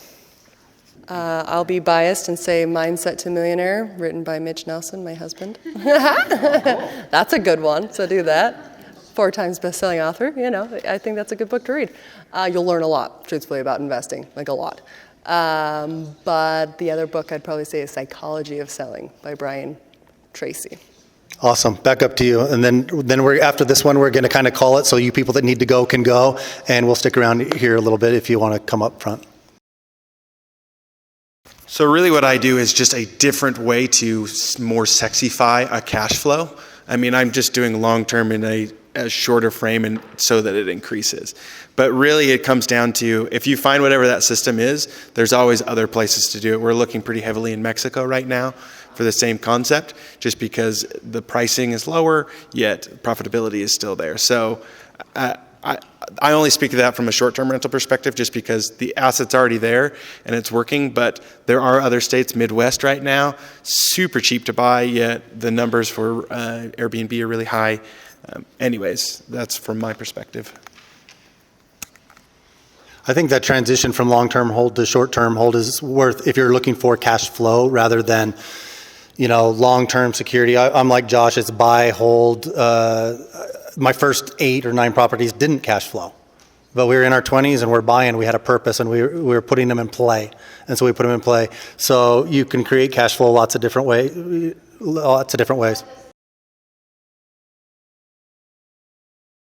It's a terrible time to buy rentals if I was going to do it that way. So don't do it that way. There's definitely better ways. So everything I look at is also negative cash flow. So we probably have to analyze 100 different deals to find the one that is a positive cash flow, and then you have to jump on it. But I will say, everything we buy cash flows. I don't buy anything that is a negative cash flow. So that just means I've looked at 3,500 deals to find my 35 that do, or 350, whatever the math is. So just look at more deals, and then look at other ways of taking it down versus putting down 25%. Because I think what we're going to see a lot of in the next 12 to 18 months is we're going to see a lot of people who have very low interest rates, who have equity, but as we continue to see prices either correct or keep going down or stabilize or whatever they do, people are going to have life happen to them where they need to move, and there might be an opportunity for you to take over their payments at 2% interest versus 6% interest. You might just have to come up with, some more money and then figure it out a different way. And just keep in mind that cash flow pays the bills, but appreciation is what's going to make you very wealthy. Also, foreclosures are starting to happen, guys. This isn't a good thing, right? But I've been through one, so I know it sucks. And if somebody would have came to me as an angel and been like, hey, I can help you, I absolutely would have taken that, right? That would have been such a blessing in my life. So I can relate, and that's exactly what I plan on doing. Definitely pivot in different markets, but absolutely you can help people out of really bad situations. And it doesn't have to be foreclosure. I mean, people could have just gone through a back surgery or, back scenario where they can't work anymore. What are they going to do? They need you. Awesome, guys. Can we give another round of applause for our panelists?